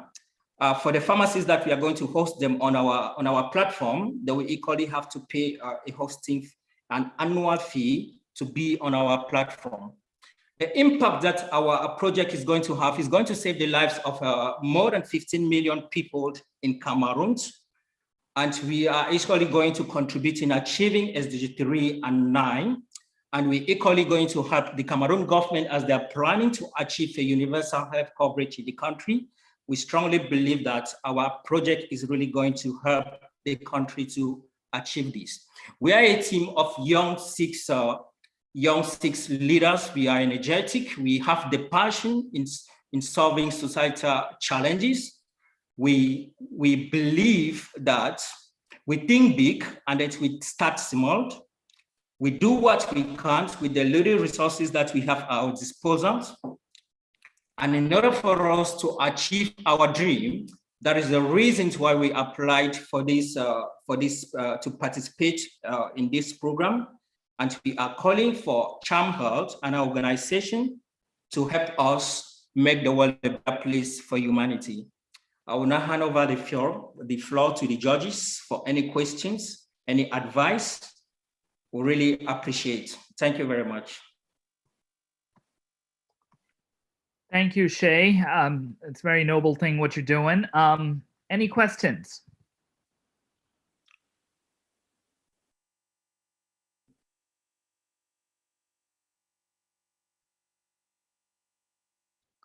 Where are you coming from, Shay, today? Where are you physically located?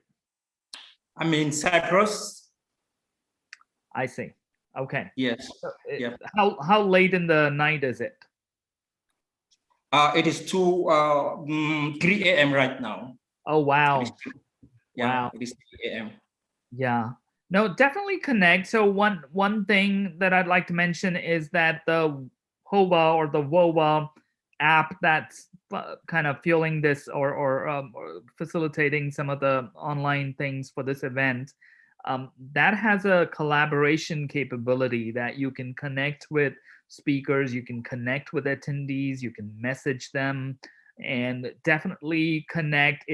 It's kind of the virtual kind of evening at an event, if you will, where you're having a drink or having a snack and chit-chatting with everybody. We'll have that app online for a few more days, so feel free to connect today, now, or later. Definitely Shay is looking for advice and support. So definitely connect with him. He's doing a great job. And we should help, or whoever can help is welcome to do that. Thank you, Shay. Thank you very much. I appreciate. I look forward to working with everybody. Thank you. Okay. So now we kind of, that Shay was kind of nonprofit segment, and we have a research group segment. And do we have Jim Adams on Zoom, or should we move on to the next one? I heard he was not here. So let's move on to the research group second item, the 510 item on the agenda. Shirsendu Mitra, are you on? Can you turn on your video? There you are. Hello. So you've developed a remote health checkup setup with electronics and image analytics algorithm. So tell us more about it. You have 10 minutes. Can you unmute your microphone? Yeah, can you hear me now? Yes, we can see and hear you. See your screen and hear you. Okay, thank you. So I'll start my talk. So our work is on development of remote health checkup setup utilizing microcontroller electronics and image analytics. So myself is Shirshendu Mitra. I am a postdoctoral research fellow at IIT Gandhinagar in India. And I did this work along with Ms. Mitali Bashak, who is a research scholar from Indian Institute of Technology, Guwahati. So briefly, I'll introduce to the problem. So here, what we are doing image analysis of eyes and tongue to understand the physical problem, or you can say the medical problem. Along with that, we have a hardware setup where we can actually record body temperature, pulse rate, etc.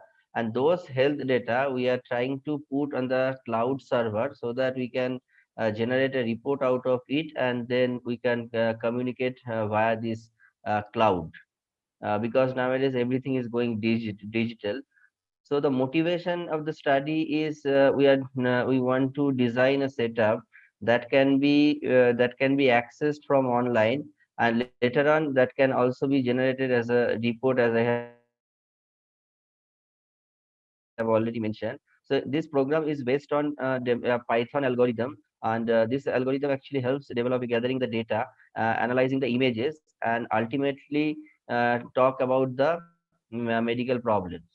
So looking into the COVID situation, we thought of this project because nowadays man-to-man, face-to-face connection we are trying to avoid, and so that if we have a benchtop device which can gather preliminary medical data, that will be helpful for both the patients and the medical practitioners.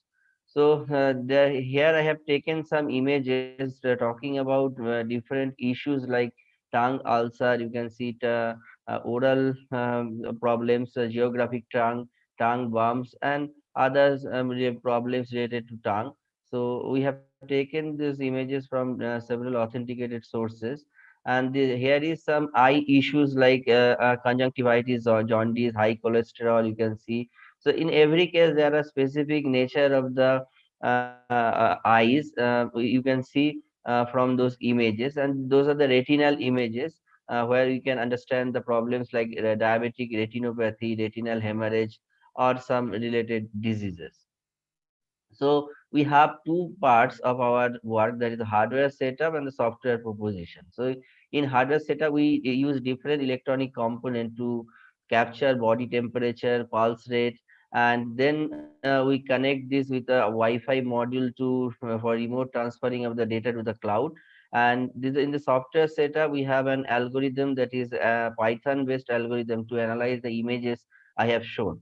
Those are the two parts in this temperature and pulse part. We use Arduino Uno or related microcontroller board to record those data utilizing different components. And then the data are written in a data file. We store it in a cloud server, and later on we can access, and from the Python algorithm we can develop this report. And this part is image analysis. So currently we are sticking to only eye and tongue, but later on other things can also be integrated with this device. So I'll talk about the idea how the device works. So what we do, we capture images, we break into several parts pixel wise, and then break into RGB values of those images, and then compare those images with the standard database setup. So we have a database of several problems, like when we take these images from a patient, that is compared with a patient of conjunctivitis, say, jaundice, and other problems. So wherever there is a match, so the Python algorithm can detect, say, there is a match with the conjunctivitis, so the problem might be conjunctivitis. So this kind of report will be generated. Like you can say here, a base match found is cholesterol problem. So similarly for the tongue also, we do a match analysis, and that can predict what the problem is. So here is the complete algorithm. We break the entire image into several small pixel values, and then each pixel is again break up into RGB values, and then RGB values we do a statistical analysis or comparison analysis to understand the real problem. So this is how the preliminary prototype of the hardware setup. You can see we have several components. From those components we can actually record body temperature, pulse rate, and that can be recorded on a screen, and this data we transfer to the cloud server for later use. Now I talk about the image analysis part, how it works. Initially we mount for the time being our cloud is we use G Drive, Google Drive. And so we mount the Google Drive, we take the unknown image of the patient, and as you can see here, from here we can upload the unknown image of the patient, say tongue image or eye image. Then this image can also be accessed remotely. Suppose there is a patient sitting somewhere else. So what we can do, we can have a standard hardware setup from where image can be captured, and that can be stored in a link, and we can access that image from this particular link.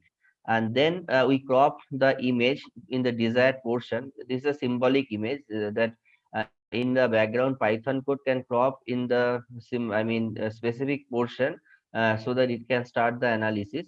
And then it does the comparison analysis as I have mentioned, and it generates this similarity analysis report. Suppose the code can prompt like red zones are found at different locations of the eye, possible match with eye allergies. This is how actually there are a set of if else algorithm or some analysis algorithm from which it can actually prompt what the problem is. So future scope of the work is total automation of the system, because we are from a research group, and we are developing the project. Currently, it is a semi-automated thing. We have not made it totally automated. So total automation is still pending. From the prototype ready to use hardware design, we are developing. So for our lab-based device is ready. So we are looking for next level projects so that we can carry forward our work and make a commercial prototype, commercial device.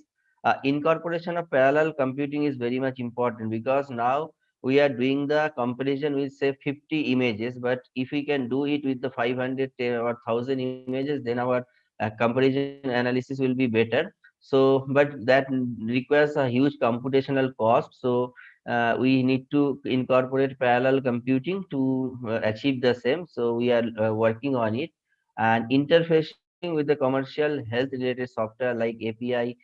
We have learned from this CharmHealth Innovation Challenge. So we are trying to interface our Python programming with such commercial softwares so that we can use in a better way, and addition of available medical database for the image bank. So whatever we are generating as a report, if we can store it in a cloud storage in a systematic way, that will create a medical database, and medical practitioners and patients can use it later on.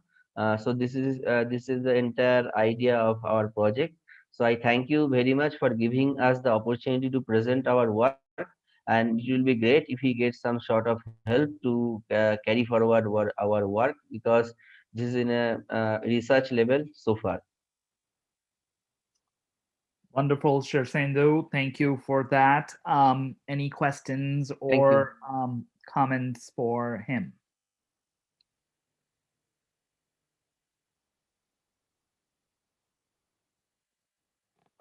Please do connect on WOBA, Shirsendo, with folks that their profile match with what you're doing, and I'm sure folks will ping you as well. Yeah, thank you for the session. I'm also in that UVA app I'm using. I have put my details.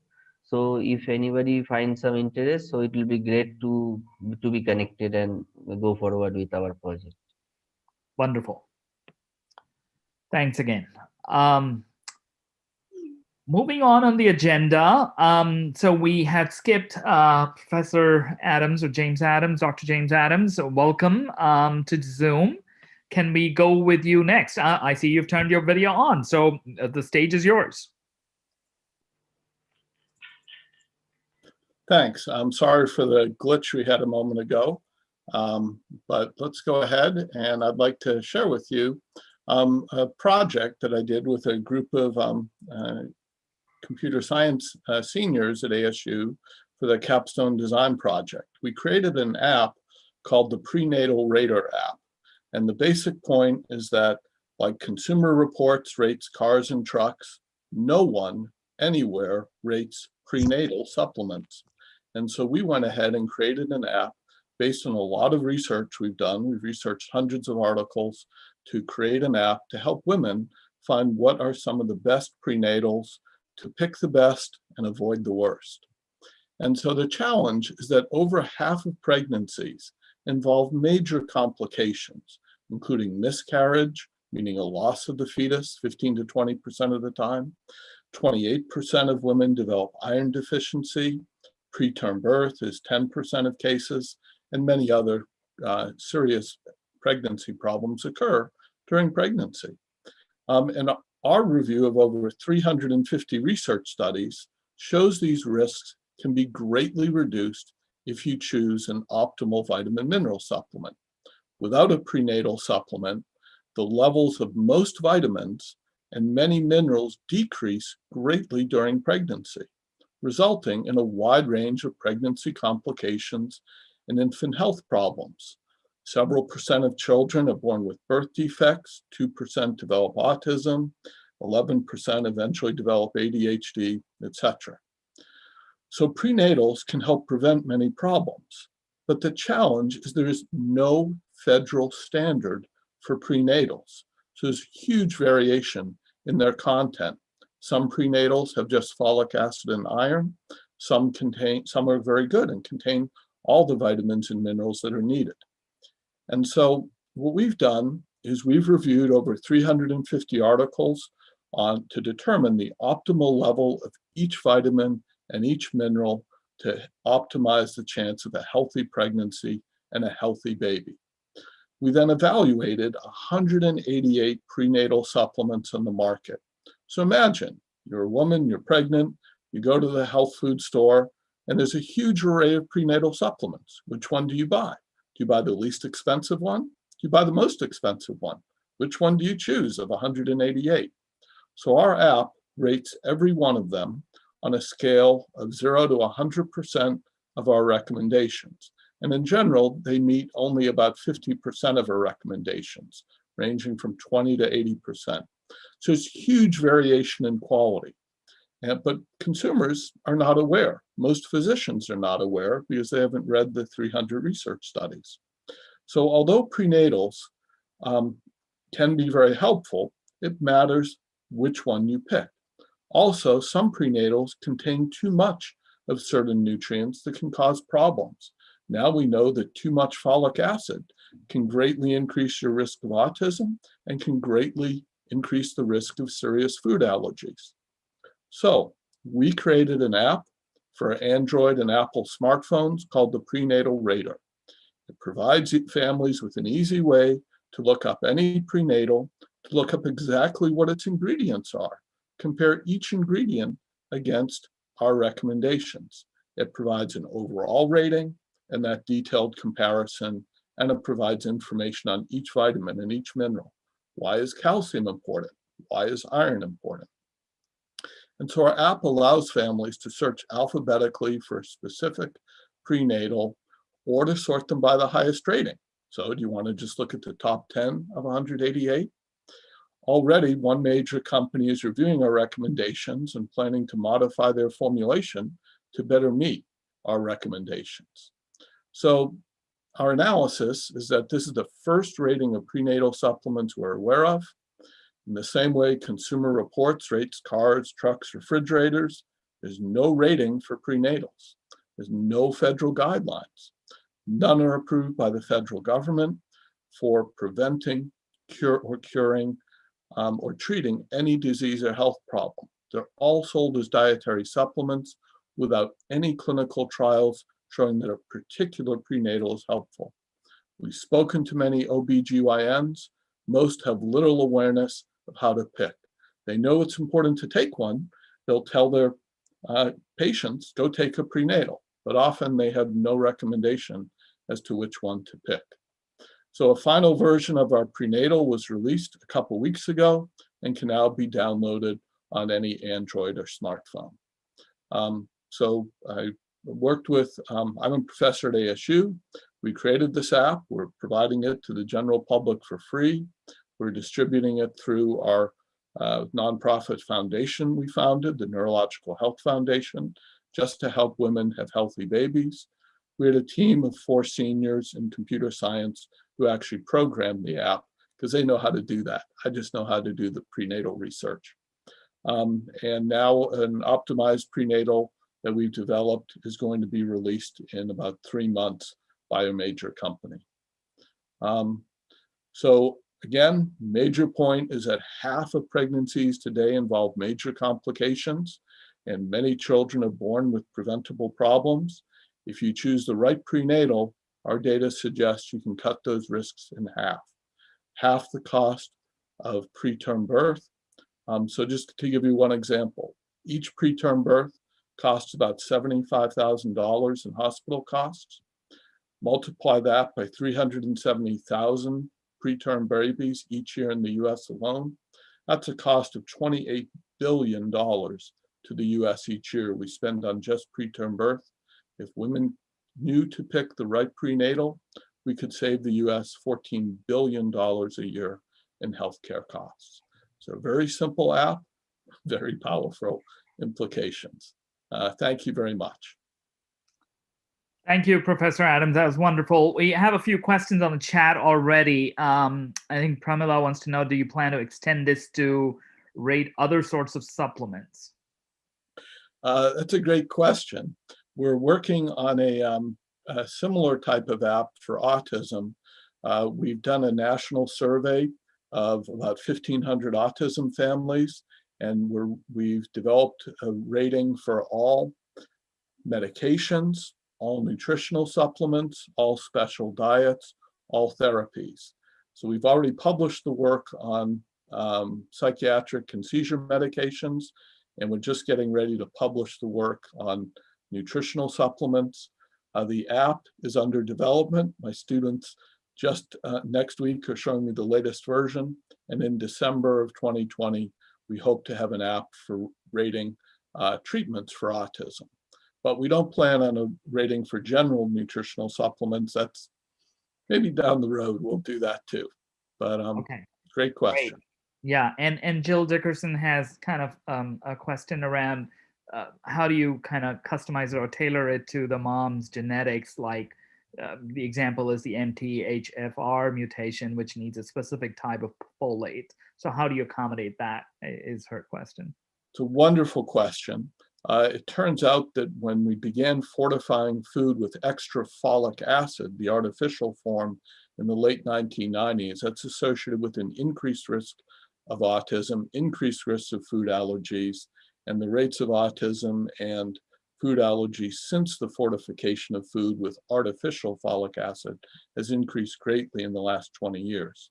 So some folic acid can help prevent autism, cuts the rate about 35%. Too much increases the risk of autism. So it's much better to give the natural form found in our fruits and vegetables called folinic acid, or the form that our bodies actually converted to called MTHF. So great question. That's the form that we recommend. Great. Any other questions from the judges? We have maybe just time for one more. Otherwise, we'll move on to the next item. Okay. Thank you, Professor Adams. Thank you. Apologize for the technical glitch. No worries at all. Okay, so next up, we're a little off the time, but pretty close. We're on the 5:20 p.m. Synapse nonprofit pitch. I think it's a pre-recorded video. Arthi, take it away. You're going to play the video.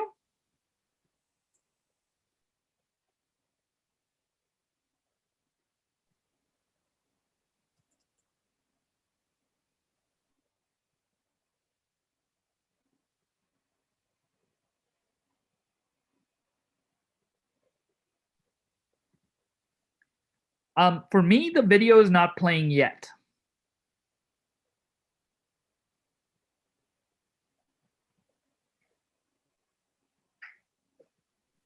Can you hear the voice? Okay. No, I think maybe, Arthi, just make sure that when you share, you check that share computer audio thing. Hi there, my name is Dr. Ben Marlow. There you go. It's good. Nutrition from the UK, who's bringing you my pitch for the research centre that I've opened and how the data can be better accessed and used by both clinicians and parents. It's called Synapse. So I'm very excited to talk to you today about this. I opened the centre last year. It is an NHS-based research centre which is hoping to translate research into practical solutions for children with complex neurodevelopmental conditions and connect. In essence, that's what the name Synapse means, connecting not only clinicians and caregivers and children, but also with allied professionals such as physiotherapists, OTs, biotech, and pharma. As part of the research centre, we are developing a bespoke database which is seeking to combine data from a variety of platforms, both from medical care, but also social care, education, and primary care, to really better define our children, not only biologically, but behaviourally and educationally, because they're all, as you know, interlinked.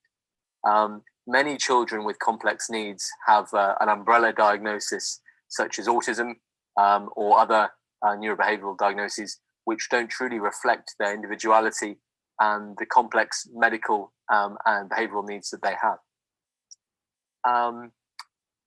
As a clinician, there is a big challenge in this cohort of children in the fact that the appointments we have are very infrequent. They're every 6 months, where sketchy variable feedback is given, leading to the child's behavior, the response to medication, and medical comorbidities such as sleep, gastrointestinal health, seizures, or pain. And it's very difficult sometimes to remember when you're attending these short appointments. So it is, I suppose, a big difficulty in this field. With such variable data and feedback, it's difficult to dose medications appropriately and take into account changes that happen over time to really integrate and understand symptoms and behaviors and fully appreciate data trends. It is very, as I said, it's very difficult to monitor change and development and give an objective view based on actual evidence. So the solution is signups. So as I've said before, alluding to connection, and this will be a device which will benefit families. They can add data as they go, whether that's on anxiety, hyperactivity, aggression, by filling in a standardized questionnaire that can be downloaded onto the app. They can also add information on comorbidities, sleep duration, stool health, seizure activity, and really importantly, this data will be translated graphically, so both parents and clinicians will be able to pick up trends over time. Importantly as well, for things like seizures, the families will also be able to download videos. The benefits for the clinicians and other professionals are profound. The app will enable clinicians to be sent text messages at a predetermined frequency as reminders to look at a patient record if something's happened. A lot of the data will be graphically recorded, be objective and longitudinal data, which looks at change over time. And really importantly, this is something I find a real difficulty and challenge in this cohort, where children on multiple different medications, is looking at response to medication and to be able to dose accordingly, to view videos of seizures and other behaviors, and also analyze other biometric data, height, weight, blood pressure, heart rate, again over time. So in summary, a far better data-rich, longitudinal analysis of a child's development and the ability to interpret trends and match biology to behavior. Current analysis of databases within the National Health Service they're very clinician-led. The information collected is very heavy, verbose reporting, where you have to wade through reams of text. Medication reviews often delayed, and again, a lot of analysis is based on parental retrospective view that can be misinterpreted. And other areas such as GI health, seizures, sleep growth, they're not analyzed together. So again, the idea of this is to map behavior to biology in a very graphical, interactive way, which is connecting many different professionals. So the viability. So we are currently establishing a registry of all the children in our area with neurodevelopmental disorders, highlighting clinical need and geographical distribution. The sign apps will be a child's individual record with separate logins for clinicians and parents. And all of the questionnaires, which will be filled in by parents or educators and clinicians, will be pulled and represented graphically from multiple data harvests, including as well biological questionnaires on stool type, frequency, pain, sleep and seizures filled in by parents, and really act as an interface to connect and combine all of these together.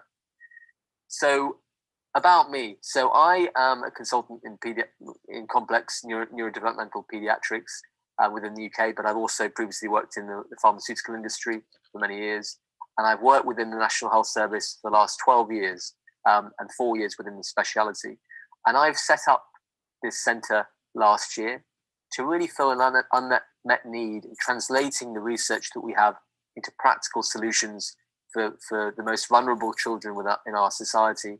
As time goes on, there is realization with changes in medicine and underlying neurobiology that the complex children that certainly I see are so individual, and their phenotype is individual to them, but it's a complex mixture of underlying biology and behavior, which is very difficult sometimes to interpret. I also have a personal perspective in that, as you can see the photo here with my son Freddie, we're looking out to sea into the blue sky.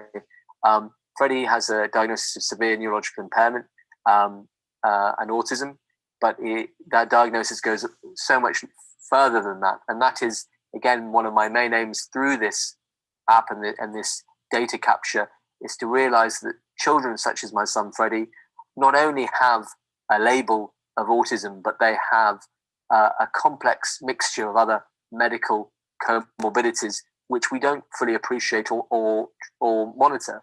And until we do, trying to help our children learn to be able to sleep better, to be able to have happier, fulfilling lives, will continue to be a great challenge. From a parent perspective as well, the number of different professionals we see within the NHS, it is very difficult to connect them all up, but also to get our opinions heard within this setting.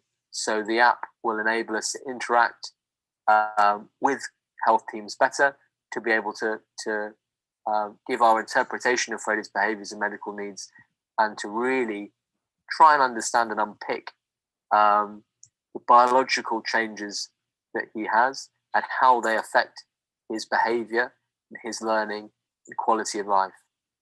For me, that can only be a good thing. So I'm very excited about this, and it has tremendous potential. The National Health Service is one of the biggest employers in the world, and to be able to provide a solution to this complex area could be rolled out on a national scale, for my mind, for children with these complex needs. And as we know, neurodiversity is certainly increasing globally, but so is the disability that comes with it. So children who are nonverbal, pre-verbal, who have multiple comorbidities and are very, very difficult to manage. So this simple technology will, with the main emphasis being to connect, to provide data which is easy to analyze, and ultimately be able to look at over time change in behavior and biology and understand how that relates to environment, but also medication. Thank you for giving me this opportunity to talk. And I'm sorry I can't take questions, but I'm not available at that time. But hopefully I've generated some interest here. And if you are interested in this app and the research center in general, please do get in contact. Many thanks. Great. Thank you, Arti, for playing that video. And for those who were inspired by the work there, please do connect with Dr. Marlowe on WOWA. I can never say it right. Next up, we have two student presentation, and I'll take a moment here. So when this all came about, the Charm Innovation Challenge, right? So it's talking to Pramila, talking to Venki. So I really admire Pramila's kind of focus, the inclusion focus. Like I work with a lot of startups, but most of them are kind of commercial entrepreneurs and things. But she made it a point that we have to have the broad categories, right? And digital health or health is a little bit more science oriented, research oriented. So there's a little bit of research component, but having students, having nonprofit. So really admire her passion for kind of all encompassing and giving them the fair share. So without further ado, I think Cynthia, you are on. If you can turn your video on and share your screen. I don't see you here. Are you still with us, Cynthia? Oh, yes. You are? Okay. So I pre-recorded the pitch, so I will share my screen. Go for it, Cynthia.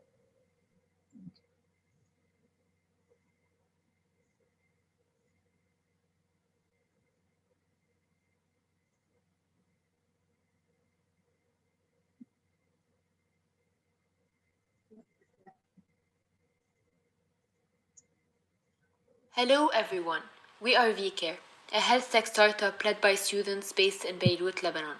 To start, meet Sarah, a 12-year-old girl who needs to go to the hospital for a blood extraction. When she arrives, she starts crying and shouting out of fear and stress. Her parents and doctors are frustrated because of the delay. It took Sarah 30 minutes to calm down. Sarah's not alone. 27% of kids her age go through the same struggle. In fact, according to a research study, 70% of patients in the healthcare setting suffer from stress, anxiety, discomfort, and pain. Physical health is always prioritized over the mental one, yet both should work hand in hand.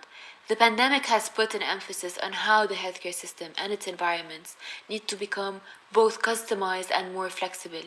So how can we turn this anxious and stress-triggering environment into a calm, entertaining experience? At VCare, we are introducing virtual reality as a non-medical solution to lower the level of anxiety, and that by channeling the patient's thoughts and worries into alternate and entertaining realities. This solution has been proven effective by 73% as per a study done in the UK.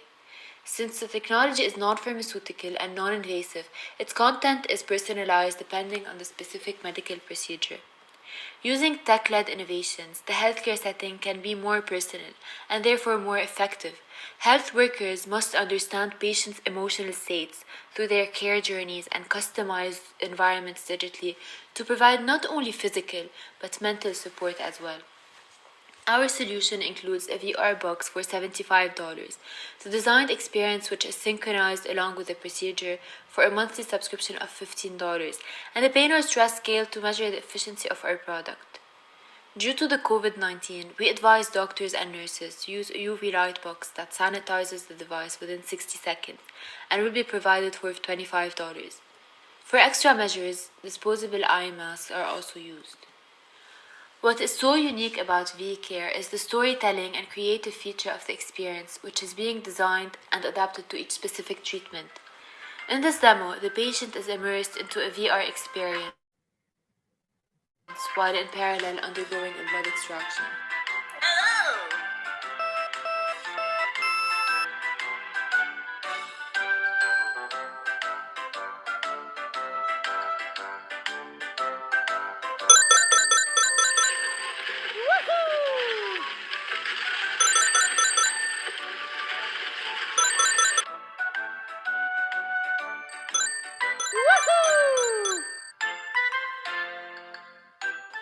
A positive experience for a patient. With the help of VCare, next time Sarah goes to the hospital, she would be going to play a VR game. The content of the game mimics the collection of blood in a fun way, and the environment's soothing effects opposes the needle's sharpness. The movements during the game are controlled by the head, adapting to the procedure's physical restrictions. Our solution is part of a freshly growing market, estimated to reach $2.38 billion globally by 2026. We focus on the segment of pain management and distraction using VR, which represents 30% of the global reach. We are targeting the MENA region while capturing 5% of the market with an estimated growth rate of 3% per year. As for our go-to market, we started with blood extraction patients that were segmented according to their age range. We're developing a prototype for each group to be provided for trusted, professional, and data-driven partners such as blood drive initiatives and doctors who deal with patients on a daily basis. Through these pilot studies, we will collect the data required to gain credibility, convince other clinics and hospitals, and expand accordingly in Beirut and Dubai. This strategy is adopted to collect data through independent partners due to the strict measures for COVID-19 at medical academic institutions. We are also targeting short-term procedures at first during these studies to acquire enough data for all ages to scale towards patients of long-term procedures. By looking at our competitors, we realize that the content in the market is very generic and not as immersive as it should be. So our competitive advantage is that we focus on the design and the user experience of the content. We also focus on attaining a high level of immersion and a step-by-step synchronization.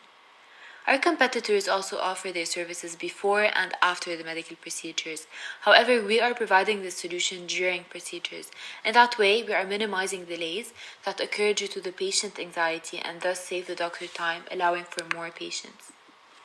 We are a unique team of motivated individuals with different backgrounds. Jenny and I come from the creative field with experience in VR design, and we will be working with Haysam, a game developer, to create and develop the content of the experiences. Elsa leads the medical research with passion to make change for patient care. Serge is the financial and business analyst with experience in entrepreneurship. During the first quarter of this year, we competed in many health hackathons and we were shortlisted and between the top finalists in some. We are now finalizing our first prototype and working on the content of the second one. We then aim at gaining exposure from our pilot studies to publicly launch and expand our products through the market by the end of this year. To develop and expand our startup, we are looking for funding or investment of $150,000 that would be divided upon hardware, software, patenting, and legal advice, as well as research and development. The $2,500 prize would help us at this stage to finalize our MVP in the shortest time possible to start our pilot studies. Our journey aims at minimizing the suffering of patients while being treated. With VCare, the healthcare setting steps into a new dimension. Thank you. Thank you, Cynthia. We have a minute or so for questions if anyone has, since we have Cynthia here.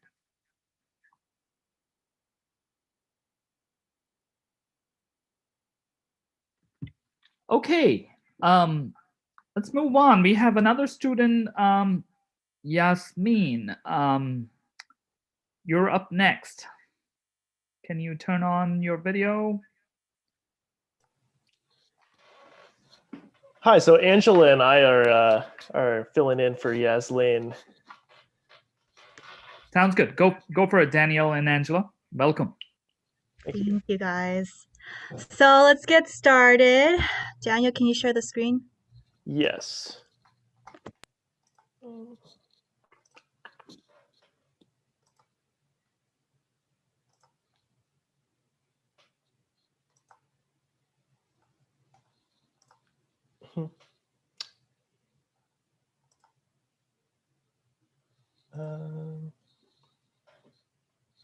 Actually don't know how to, oh, here we go. Okay.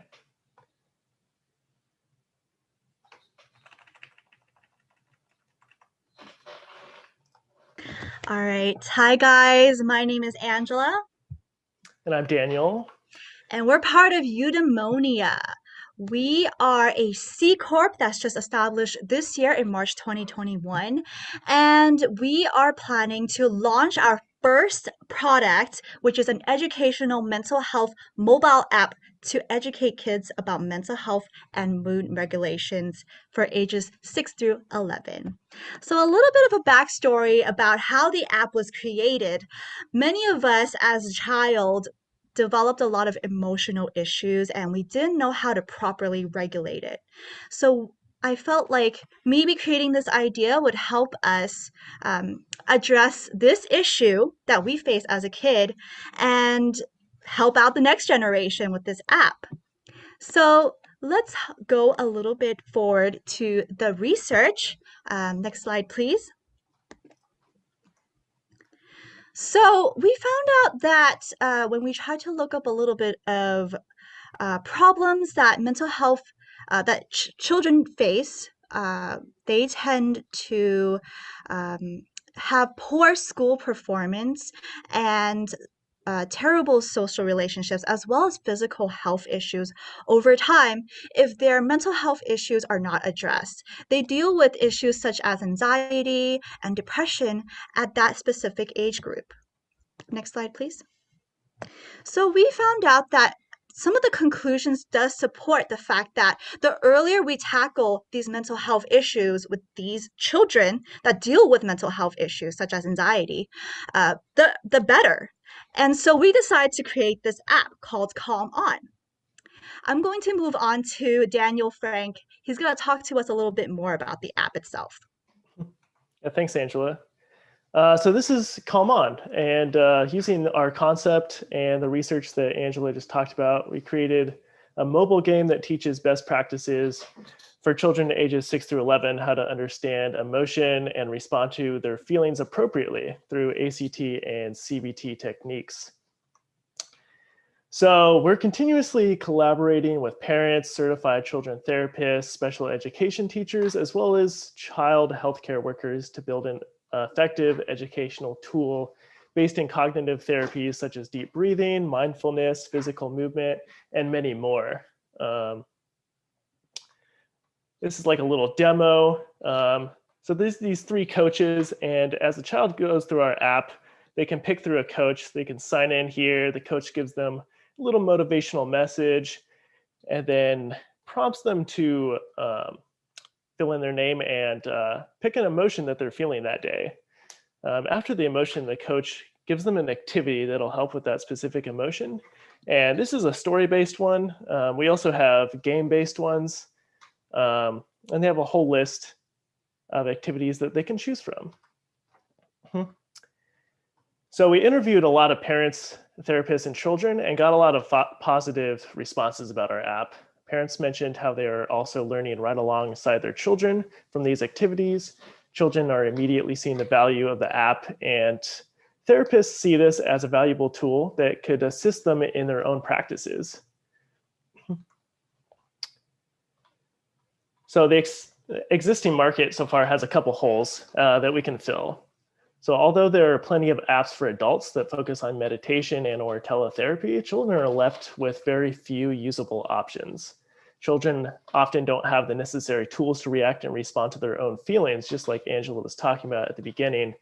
And these apps that exist aren't quite addressing that. Children's apps tend to limit their focus to mindfulness techniques. Calm On approaches the problem with emotional regulation techniques and healthy habits for everyday problems and even for more stressful situations. So our tech stack, we're using Node.js, React Native, and MongoDB, and building the app for both Android and iOS simultaneously to be released. We're also considering using CharmHealth's API as we gather mental health data for an online platform for therapists, teachers, and parents who can access their children's progress within the app. And finally, we're using machine learning to track how each child reacts to an activity based on the emotion they expressed. And that allows us to recommend a more individually crafted set of activities and curriculum. So now I'll pass it back to Angela to talk a little more about our members in our company. Thanks, Daniel. So this is a little bit about our team. We have a big volunteering team of 30 members, but this is a little bit more about, we're going to talk more about the co-founders and the advisors. So I am one of the co-founders, and I am focused on the business development part of Calm On app. And Farah, she is the second co-founder, and she is a lead designer of Calm On. Both of us have some education background in STEM with human biology or some cognitive science, which is focused on human-centered design. Moving on to the next slide. We'll talk a little bit more about the 3 important advisors out of the 6 that we have in our team. We have Dr. Richard Hadi, who works at UCLA Harvard Medical Center, who works with children and psychiatrist, a psychiatrist fellow. And then we have 2 family therapists, named Daisy and Ariel Landrum, with their respective certifications for their fields. Moving on to the next slide. So in conclusion, we are a gamified educational mental health mobile app for kids in ages 6 through 11. Our next future steps, we're hoping to grow a digital platform that involves more teachers, parents, and medical staff. So be sure to follow us on Instagram and Facebook to see when we launch our next app in the summer of 2021. Thank you guys for listening.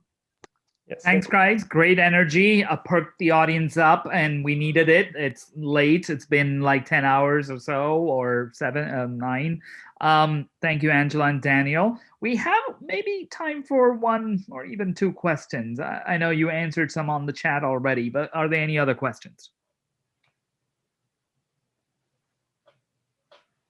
Okay. You know where to find them. The screen has the address, and they are also on WOBA, so feel free to reach out. So we're coming on the last leg, guys. Don't go anywhere. Don't get out of Zoom. Stay with us. We have the grand finale coming up, maybe in about 10-15 minutes. The price distribution, the winner announcement. So definitely, if you pitch today, it's nervous time. Are you the winner? I think everybody's is a winner today, but we'll have a little bit of that in about 20 minutes. We're going to also have, and I put it on chat, we're going to have an après or a post-game show, or kind of like the sport metaphor here, on Clubhouse. So I put the link there. I also put the Health Tech Talk Club link feel free to join that. Clubhouse is invite only, but that link will get you a free account if you have an iOS phone or an iPhone. But definitely join us for the Opera show. I'm going to drag Pramila, Venki, and others. Solace, I think you should join. You've been in our room for sometimes right after Zoom. Not that we been talking for 7-8 hours. We need one more hour of talk. Not to say that's needed, but we'll have a little bit of a post-game show. So for whoever's interested in some Clubhouse chit chat, it's audio only, so you can have your favorite beverage and relax with us on Clubhouse. Moving on to the second to last student presentation, Uli Kang, are you? Yeah, you are with us. So the floor is yours. Tell us about your project. Hello. Is it all right if I share my screen? Of course. All right, awesome. Thank you. Just to clarify, will I have 10 minutes combined for both questions and my pitch? Or... That is correct. All right, I see. Thank you.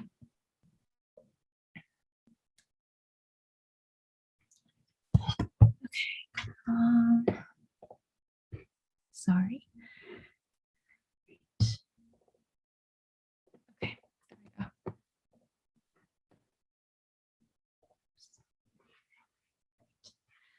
Hello, good morning, good afternoon, or good evening, everyone. My name is Uli Kang, and I'm honored to represent Lifeboat applying in the student category for FinTech in the CharmHealth Innovation Challenge. I'm a high school sophomore from Fairfax, Virginia, and I currently attend Thomas Jefferson High School. I started this project because the cost of healthcare is a personal topic of interest to me, and I believe that Project Lifeboat is a viable and impactful solution to a problem often ignored, paying for healthcare. Over the years, healthcare, which should be one of the most basic human rights, has become a luxury that only the wealthy can afford to receive. Today, over 137 million people in America alone find themselves facing healthcare-related debt. These are stable, middle-class families who until recently led normal lives, and studies show that these numbers are only increasing with the impact of the COVID-19 pandemic. With the ever-increasing cost of healthcare, it's no surprise that over 40% of patients go against the recommendations of their personal physicians and choose over-the-counter drugs or home remedies instead. In 2019, the average cost of a medical bill was $2,260 per day. Currently, the average cost of hospital care for COVID-19 ranges from $51,000 to $78,000.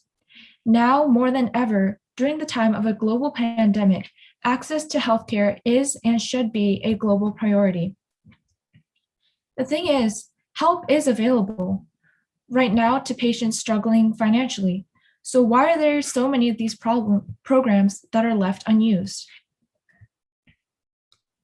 Only 42% of hospitals report that they notify patients of eligible charity care. That leaves 58% of the country without information about organization and charities.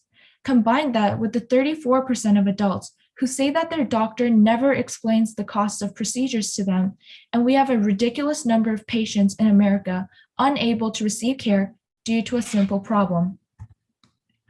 Introducing Project Lifeboat, the first and only resource that uses your information to narrow down matches for nonprofits, charities, and local organizations to help support your medical bills. By connecting patients with nonprofits, support programs, charities, and a vast variety of different organizations that they can qualify for, we can lower the cost of healthcare many patients are forced to face. Here's how it works. Patients who may otherwise not have easy access to information can receive different treatment options.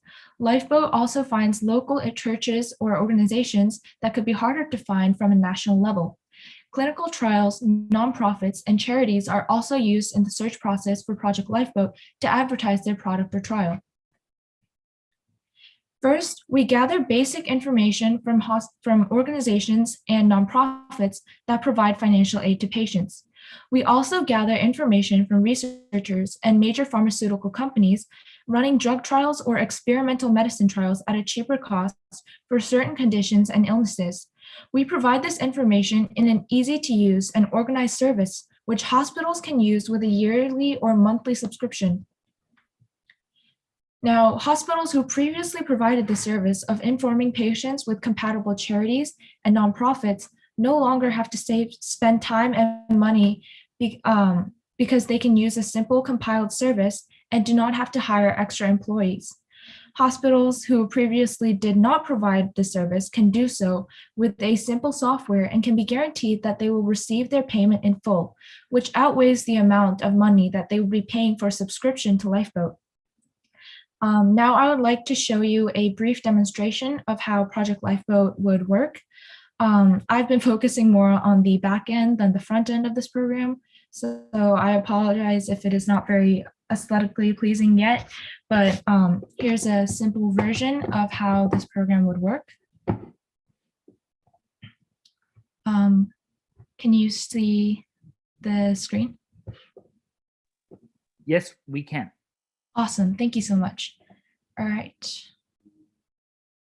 So when a hospital employee would first be approached by a patient who needs help to pay for their hospital bills, they would be able to input the patient's name. So let's say, let's go with Jane Doe. If let's say that we had a patient named Jane Doe who was 14 years old, lives in Virginia, because that's where I'm from. And the patient's income, let's say the patient is a low-income patient, so their income is around $20,000 a year, diagnosed with lung cancer, and the estimated treatment cost is currently at around $14,000. So if I hit match, then Project Lifeboat will automatically match the patient with different programs that they qualify for based on the patient's young age. Jane Doe qualifies for the Catastrophic Illness and Children's Relief Fund, the United Healthcare Children's Foundation Fund. Based on their state, this is something that they would also qualify for, and so on and so forth. Oops.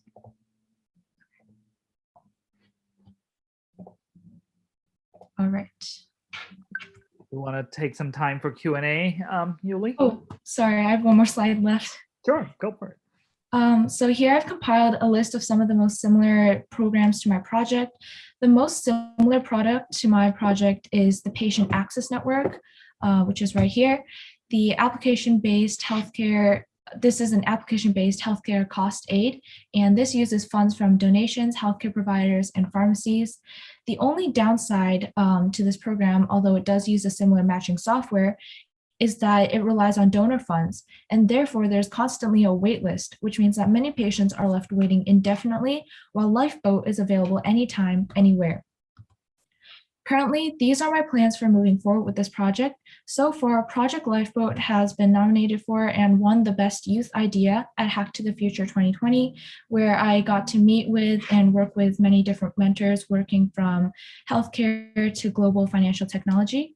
I plan to finish the market prototype research by July 2021, and hopefully we'll launch this product by January of 2021. Equal access to healthcare is one of the largest problems we face today, and I believe that we must make sure that we are not leaving anyone behind, because 100% of patients should have access to information and treatment, and Project Lifeboat is one big step closer to this goal. Thank you. Please feel free to reach out. Please feel free to ask out any questions or reach out to me at the email I will put in the chat box.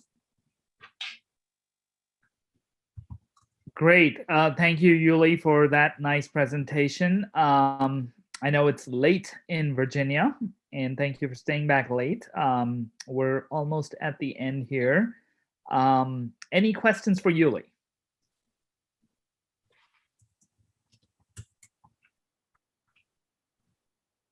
Okay, you know how to connect. She has her email on chat, and of course she's on Volva too. Thank you again. Next, last but not least, we have a student presentation, and I see Siddharth Membu has turned his video on from Sidhu, and I believe he had Hari as a partner in the project as well. And for those who don't know Sidhu and Hari, I've known them for a few years. They are both special needs children now in UC Berkeley and San Jose State, kind of in their college years.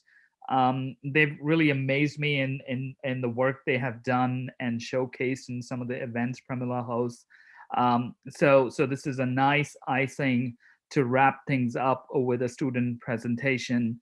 I think it's a pre-recorded video. If you have questions for Sidhu, put that on the chat and he can respond on chat. So Sidhu, over to you.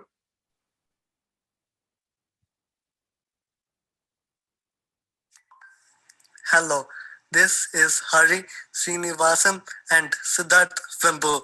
We would like to present our solution, Body Part.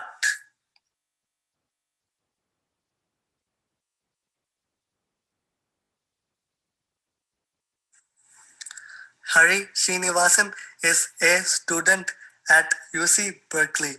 I am Siddharth Vembu, student at San Jose City College.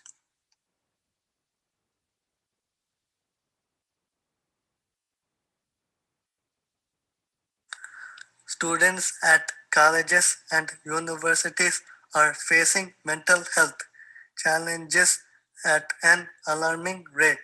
The COVID situation has made it worse.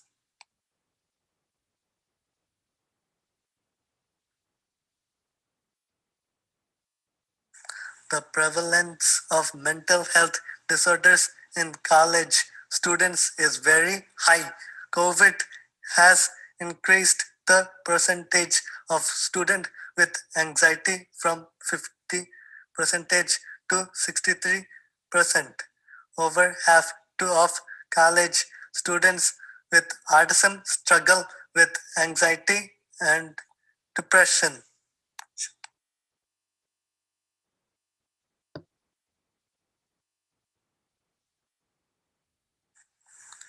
BuddyBot is a chatbot students can access from the phone to get help in one place. It can give information or passes on to a volunteer, counselor, or nurse to get help. It can also help make appointments or get emergency medicines or food.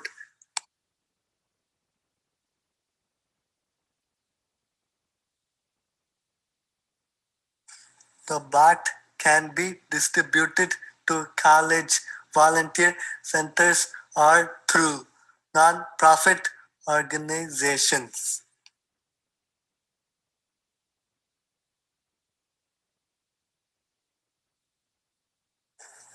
Here are some samples.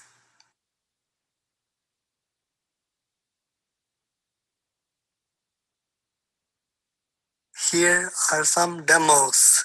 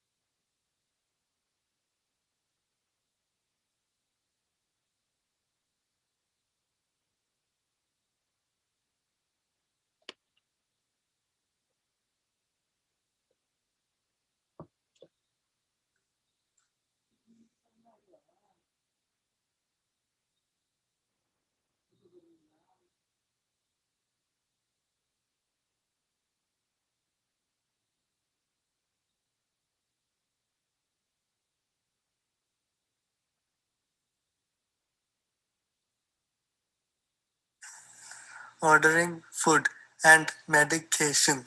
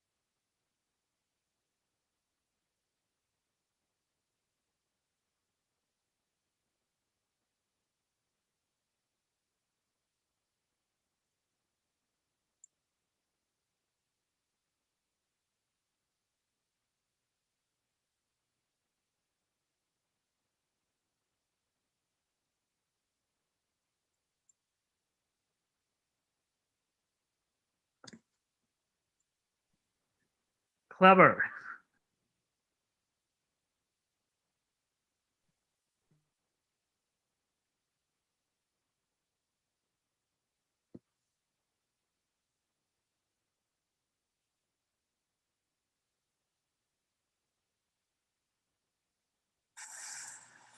Making appointments.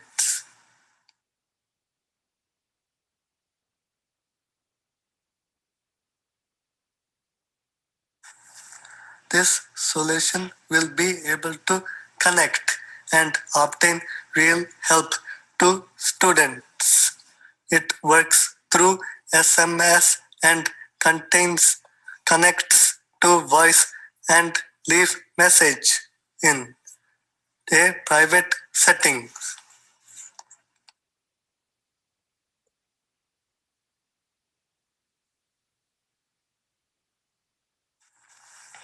In future, it can be used to connect to health systems and send messages and appointments.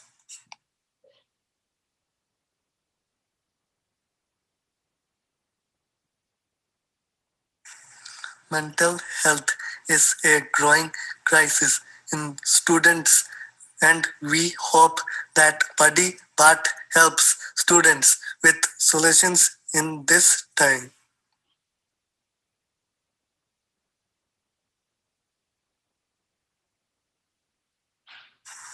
Thank you for this opportunity. Bravo. Well done, Sidhu and Hari. Any questions? Meaning, I'd like to see use the app, but let's put the questions on the chat if you have any questions, especially judges, if you have any questions for Siddharth and Hari.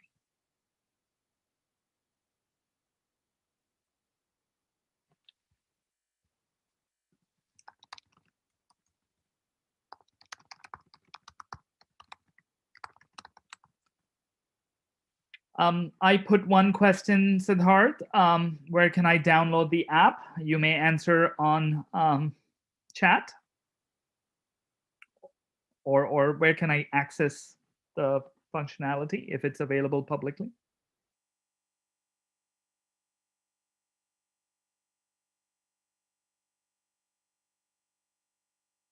Got it. Thank you. Okay, wonderful. Okay, we have one more question. Why did you create the app? I think from Angela. I think Siddharth kind of addressed the rationale about the mental health situation, especially for students. But Siddharth, go ahead, answer any more points on the why.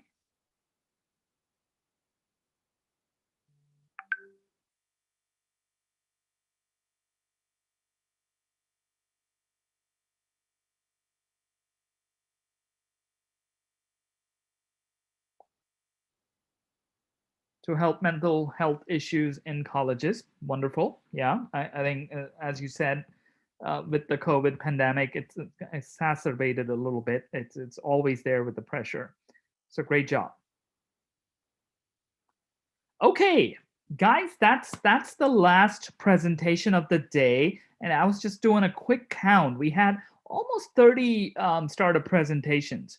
And the keynotes and Dr. Chattapali's remarks, and there were a couple of other speaking slots. There was a panel in the morning. So that was a packed day.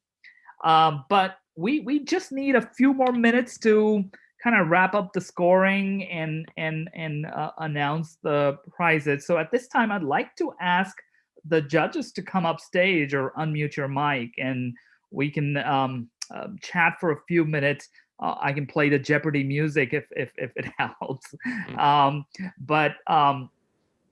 We don't have PwC, just if you get the joke, right? With the Miss Universe or Miss World pageant, it's just a bunch of people adding up the tallies from the judges, and we don't have PwC, so we don't expect any gaffes. So, but we should be ready maybe 10 minutes, 5 to 10 minutes. But Pramila, I see you've turned your video on, so if you're available to speak, judges, Solace, I know I was IMing with you. You're kind of fried. I get it. 30 startups listening, asking questions. It is tough. But judges, yeah, thank you, Dr. Chattapali. So what did you think about the day, Dr. Chattapali? I think the variety is amazing.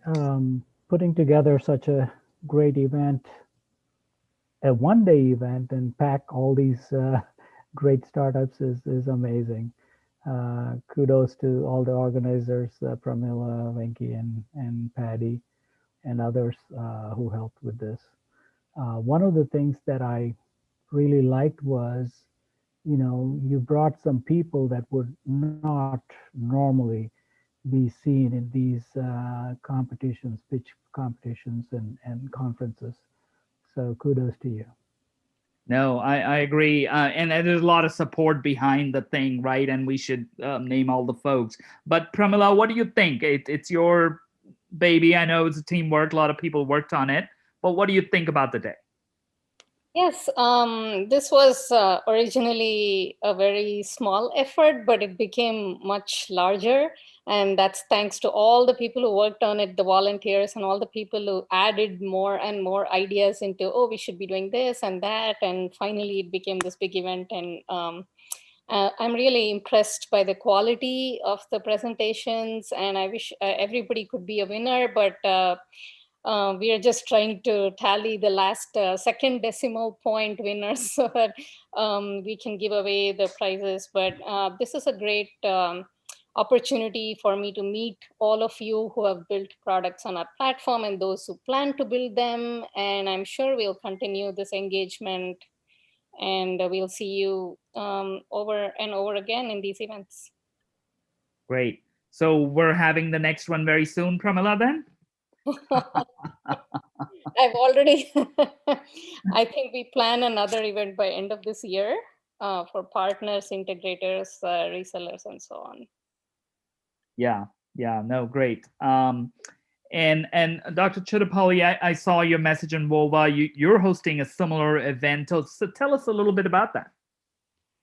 Yes, thanks, Patty. Innovatormd is my company that, and we host conferences, meetups, and courses for physicians and other healthcare people who are starting companies, and also doing the research, doing the innovation. So this year we had one conference in January, and it was a 3-day, 36-hour conference, and was fully booked. And we saw that excitement, and we said, okay, we need to do one more in summer, because there were so many people that we could not bring in. So we decided to do another 3-day conference in August, 5th, 6th, and 7th. We're glad that UCSF has partnered with us, and we're hoping that they will open up their conference center before by that time. So we're still, not sure, but it's obviously it's going to be even if it is open, it's going to be a hybrid event where people can come, and also can view online. We will have, keynote speakers. This is called Innovatormd World Congress, and there will be keynote speakers. There will be presentations, oral presentations, research presentations, and poster presentations. So there'll be a lot of activity. And then, of course, we'll have some workshops. People who would like to learn different skills and different things about innovation and entrepreneurship will be guided by great coaches. So that's another big feature, and we'd love to have everyone. It is, although it says Innovatormd, everyone is invited to join. Great. No, thank you. Looks like a fascinating event. Solace, I know we were chatting. Tell me, how fried is the brain listening to 30 startups? No, it's wonderful. I just wanted to say to Pramila and the team, one of the reasons I've now known Charm, I don't know, 2.5 years, that I really like Charm is because you think about things for the long term. And that is such a rare trait in health tech companies nowadays. And so I just really appreciate thinking about how to elevate all these people around you. And it speaks highly of your company and what you're trying to do. Thank you. Great. Yeah, Pramila, go ahead. Patty, you should talk about iValley and your plans also. So iValley, I had a little bit of time in the morning. It's a corporate fintech accelerator. So we do a lot of fintech innovation work, both with financial institutions, some non-banks, domestic, international, and also incubate and help startups. So model's a little different. The accelerator model, it's an ecosystem. And I've known Pramila and Benki for a few years now. So we've kind of chatted. Digital health is not my forte or not iValley's forte. But for the last year or so, I'm learning and seeing the market potential. So we're kind of launching that same model that we did with fintech as a separate vertical, kind of creating that ecosystem and helping startups raise money, grow, find customers, expand overseas if that is the opportunity. So that's kicking off. This was kind of part of that whole journey, if you will, and you'll see and hear more of it. We kind of having some of these conversations on that Clubhouse Health Tech Talk. So would love for folks who are interested. I know we're having that after today, after like the prize ceremony as well. So if you want to come over there, Clubhouse is a great way, meaning I've been on it for 3 months now, I think, and it made a lot of new connections. I'm very active on social media like Twitter and LinkedIn, but it kind of is a steady state in terms of new connections. But Clubhouse has new social graphs, I think, and the live audio piece has its own kind of merits. So I encourage if people are on it to join the Health Tech Talk Club.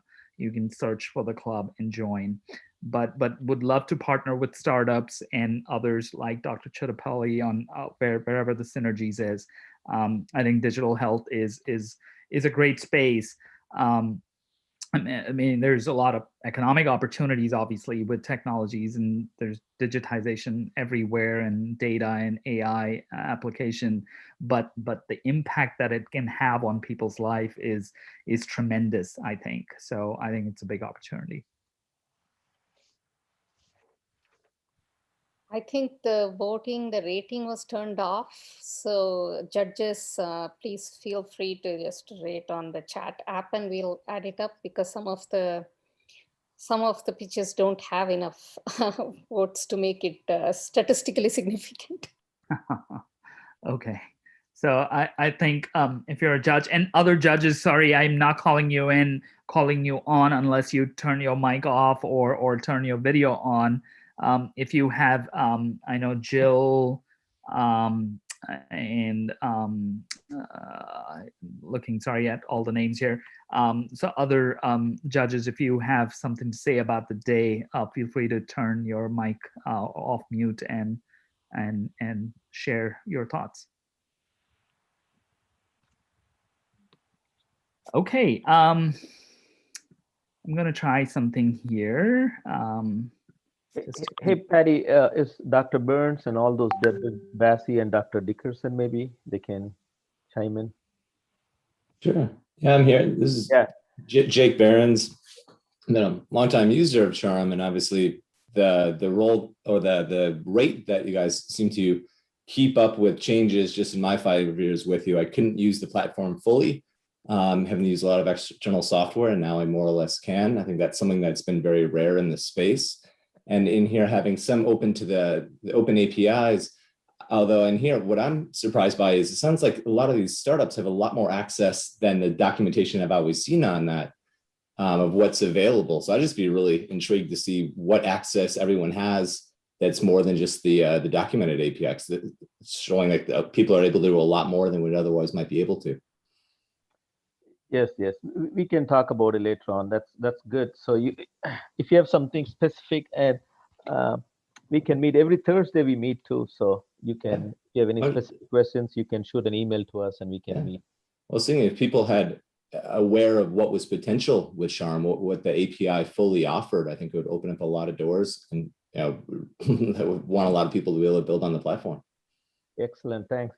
So excited to see people doing it. So what do you think about this overall presentation today?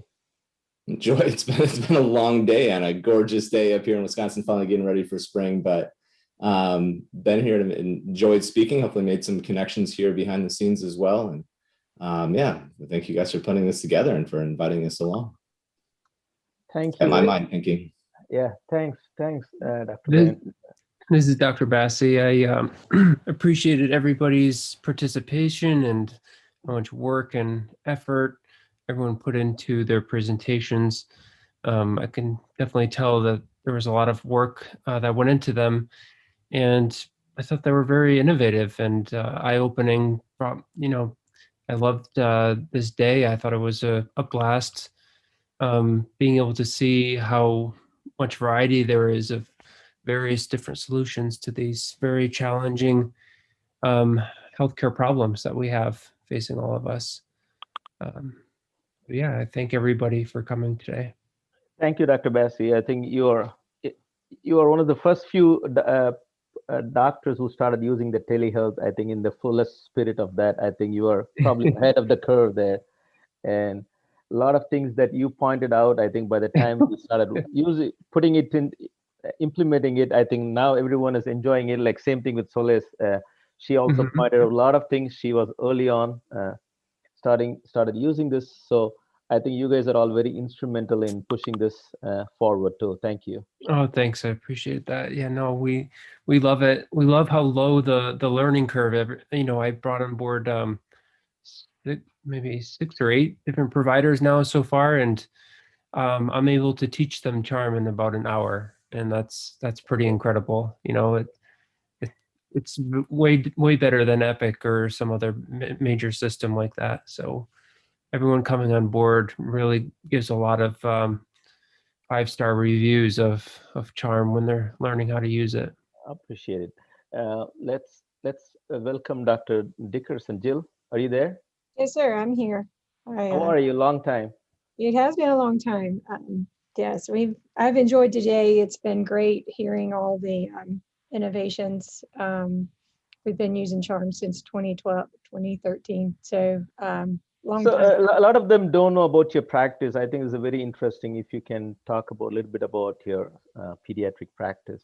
I am a pediatrician. I also take care of a lot of kids with chronic illness, including autism and PANS PANDAS. So we have a blended practice. We do regular insurance with my PA and nurse practitioner, and I still do primary care. But I have a consultative practice where it's all more of a cash price, and then the families can file for reimbursement. We do follow-ups via the video appointments, which we were already doing before the pandemic. So it worked well for us because I was already doing that and able to keep in touch with all of my chronically ill patients and keep them well during that time. So it was very, very helpful. All of the questionnaires and all of the documents, it's just been great because we can easily upload and share. And I'm not tech savvy. My husband is computer savvy, and he and Vinky have a good relationship there. And that's one of the things that I do appreciate about Charm is when we have an issue, it gets responded to. And we know we're not the only one having an issue. So I think it's been great, and seeing the innovation coming is exciting, especially for me. The CBT app, as I have a child hospitalized that can't get the CBT he needs to get him out of the hospital, because hospitals don't do that, and which I found out today, and it's great. So that gaming app, I'm going to be looking up for him. So thank you so much. Thank you, Dr. Dickerson. And hey, Patty, take it away. Oh, what could that mean, that music? Can you guys hear it?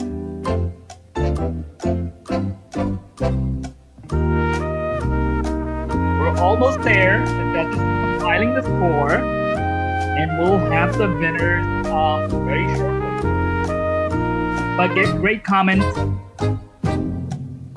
Great comments from the judges and doctors, and I don't know everyone, so it was good to learn about their practice as well.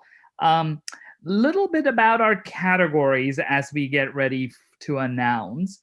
So we have 4 categories, and they were kind of organized or structured that way. So we have the entrepreneur categories, which are kind of commercial startups. We have a developer category, and then we have research group, and then student. Since they are kind of very different in kind of the scope and level, so we're going to announce a winner in each of those categories, starting with the entrepreneur. So how are we doing, team? RT or Sage, can you give me a second? Winners. So, okay. Pramila has the list yet. Drum roll, please.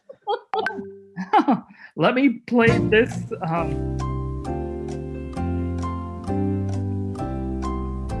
Okay, so Pramila, what are we doing first? Are we doing the entrepreneurs category?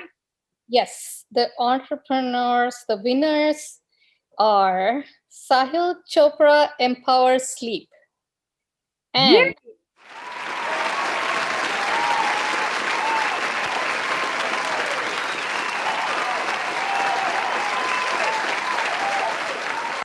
and Matt Co Deep Scribe.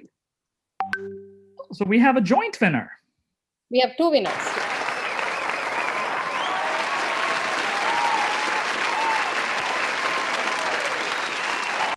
So Sahil and Matt, can you turn your video on if you're with us? There you are. Congratulations. Thank you. Well done. Thank you so much, guys. I really appreciate it. Yeah. Wasn't expecting it by any means after seeing everyone's presentation. Okay, you're surprised. Okay. What about you, Matthew?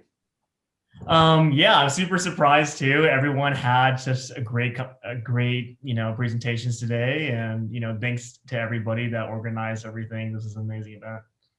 Great, and I know Sahil because he came to Clubhouse, but looking forward to learning more about you, Matthew, and connecting offline. Thank you. Okay, Pramila. So the next category is the developer category. Okay, let's go for it. We have 2 winners, Dave Cross Upfront Health and Chuck Kratzinger Countermind. All right.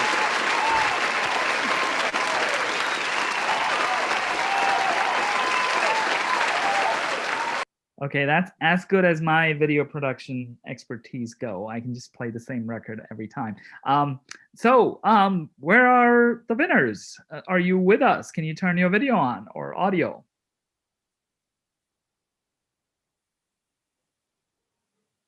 Okay, maybe a time zone issue, but we'll get with them. Okay, the third category, Pramila. Researcher and nonprofit category, Dr. James Adams, Prenatal Rater, and Shay, Better Future for All. All right. All right, Shay from Cyprus, Dr. Adams from Arizona. Congratulations. Oh my God. Thank you very much. Thank you so much. I'm so excited. We have given so much on this project since 2018. I'm so excited. It's really going to help us. Thank you so much. Great. We're happy for that. Yeah, Professor Adams. Thank you very much. My students will be thrilled to know that all the work they put in is being recognized, and it will help us advertise this to millions of women. So thank you very much. Thank you, sir. Thank you. Thank you. Congratulations to the entire team. Sorry, Pramila, go ahead. I just wanted to congratulate all the winners again. Oh, okay. And No, the great job. Great job. last category, students, lifeboat, Uli Kang and Eudaimonia Yasleen Reyes.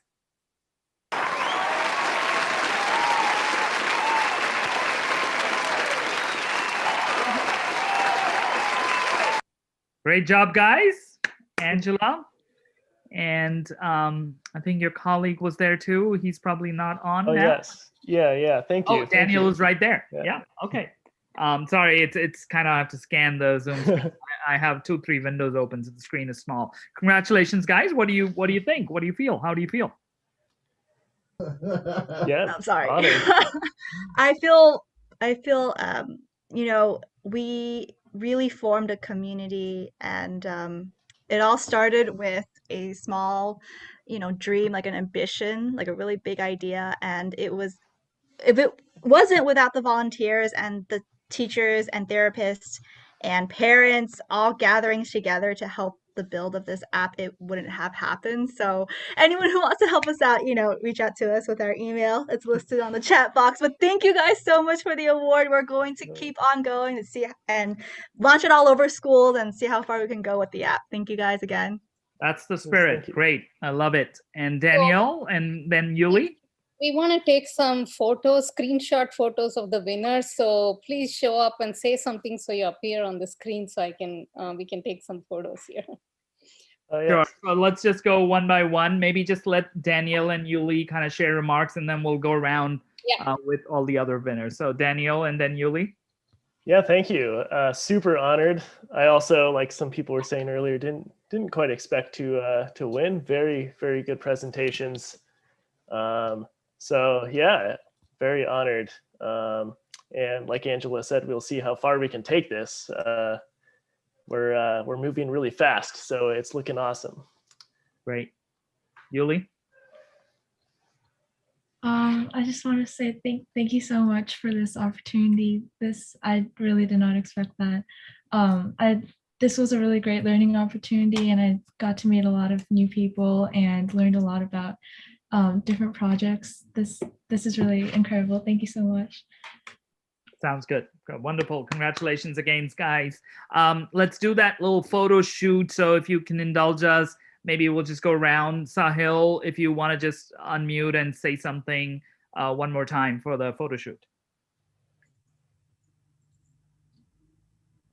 No, I just can't believe that you guys, gave me the opportunity to, present and put this thing together. I mean, it's like, I'm not an engineer by any means, and I've like bootstrapped a website on Wix, payments through Shopify, and Charm as the EHR, and like we have a functional product in under 2 months, and we're seeing a few new patients every week, and it's just like super fascinating and inspiring that that someone like me who has no technical expertise is able to like watch videos on YouTube and put something like this together.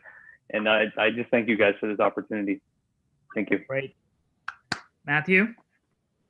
Yeah, just echoing what everyone said, just super honored to be given this award. And, one thing I'll say is that, this is just the beginning. We're super excited to partner with Charm and deliver our solution to more of the users on the platform. So thank you guys. Great. And what is the prize money, Pramila, for the winners? Okay, the winners in the entrepreneur category get $20,000 each, and the winners in the developer category get $5,000 each, and the researcher nonprofit category $2,500 each, and students get $2,500 each. Wow, that's great. This is awesome. So who else hasn't shown up for the photo? Yeah, who have we missed? So Dave, I see your video on. Go for it. Yeah, thank you. And again, this was a fantastic day. So thank you guys for organizing it. It was just really entertaining and educational to hear and see all the presentations. So I'm just happy to be here, and thank you guys. Great. Shay? Yes, sir. I just want to say, I want to thank everybody. I want to thank CharmHealth and the other partners for organizing this competition. We are still a new baby. We know we have a lot to do, and we are counting on those that have the experience that are on this platform to help us with the technical know-how, with the advice, so that we'll be able to, to do what we believe that is good for the community. Thank you so much. Great. Professor Adams? Well, again, we've been working on research on prenatals for about 4 years now. Because one of my daughters is probably going to get pregnant very soon, and she's at high risk of having a child with autism because she has a sister with autism. So we've been working on this for many years, and the students did a great job. So they'll be thrilled, and I'm thrilled. So thank you so much. Great. I think, Pramila, you got all your photo shoots. It's been a long day. I think we should get some closing remarks from you, and maybe Venki as well. I had a lot of fun in this, meaning we started this project very early on. So I'd like the team, the Charm team, some of the iValley team that worked on it. Definitely the startups for preparing, the judges for staying on it, for listening to all the pitches and rating them, and definitely the audience. So great event, learned a lot. There were some others in Clubhouse that helped me with hosting it on or streaming it on Clubhouse. So very thankful, very grateful for everyone. Pramila. Yes, thank you, those of you in the iValley team and the Charm team. I saw a congratulations from our engineering team just now. So all of you, I'm sure I will not be able to do justice to calling out each one of you. So great job, all of you. Thank you all for staying, and thank you so much. Thank you. Thank you, guys. Again, I want to thank all the judges and the panelists that spent an enormous amount of time working with us, and also all the startups. They came to each one of those weekly meetings, and they worked their behind tail off to get this far. So again, thanks again for all our partners and startups. Thanks again. Great. Yeah, I'd like to call out Shanti, Sage, Arti, Akila. A lot of people made this happen in the back, and I'm missing Jordana. Like a lot of, sorry if I'm missing you guys. A lot of people. Ranjani, Natasha. Ranjani, Natasha, yes. Yeah, thank you. So a lot of folks working in the back, making it happen. So thanks. But this is so long. I think this was a great success. I really enjoyed it. A lot of good information. I think we have to have it every quarter, maybe, Pramila. So, but we'll look forward to the next announcement very soon. Thank you, everyone. Thank you all. Thank you. It's a wrap. Thank you. Thank you. Okay. Great conference. Bye-bye. Thank you so much.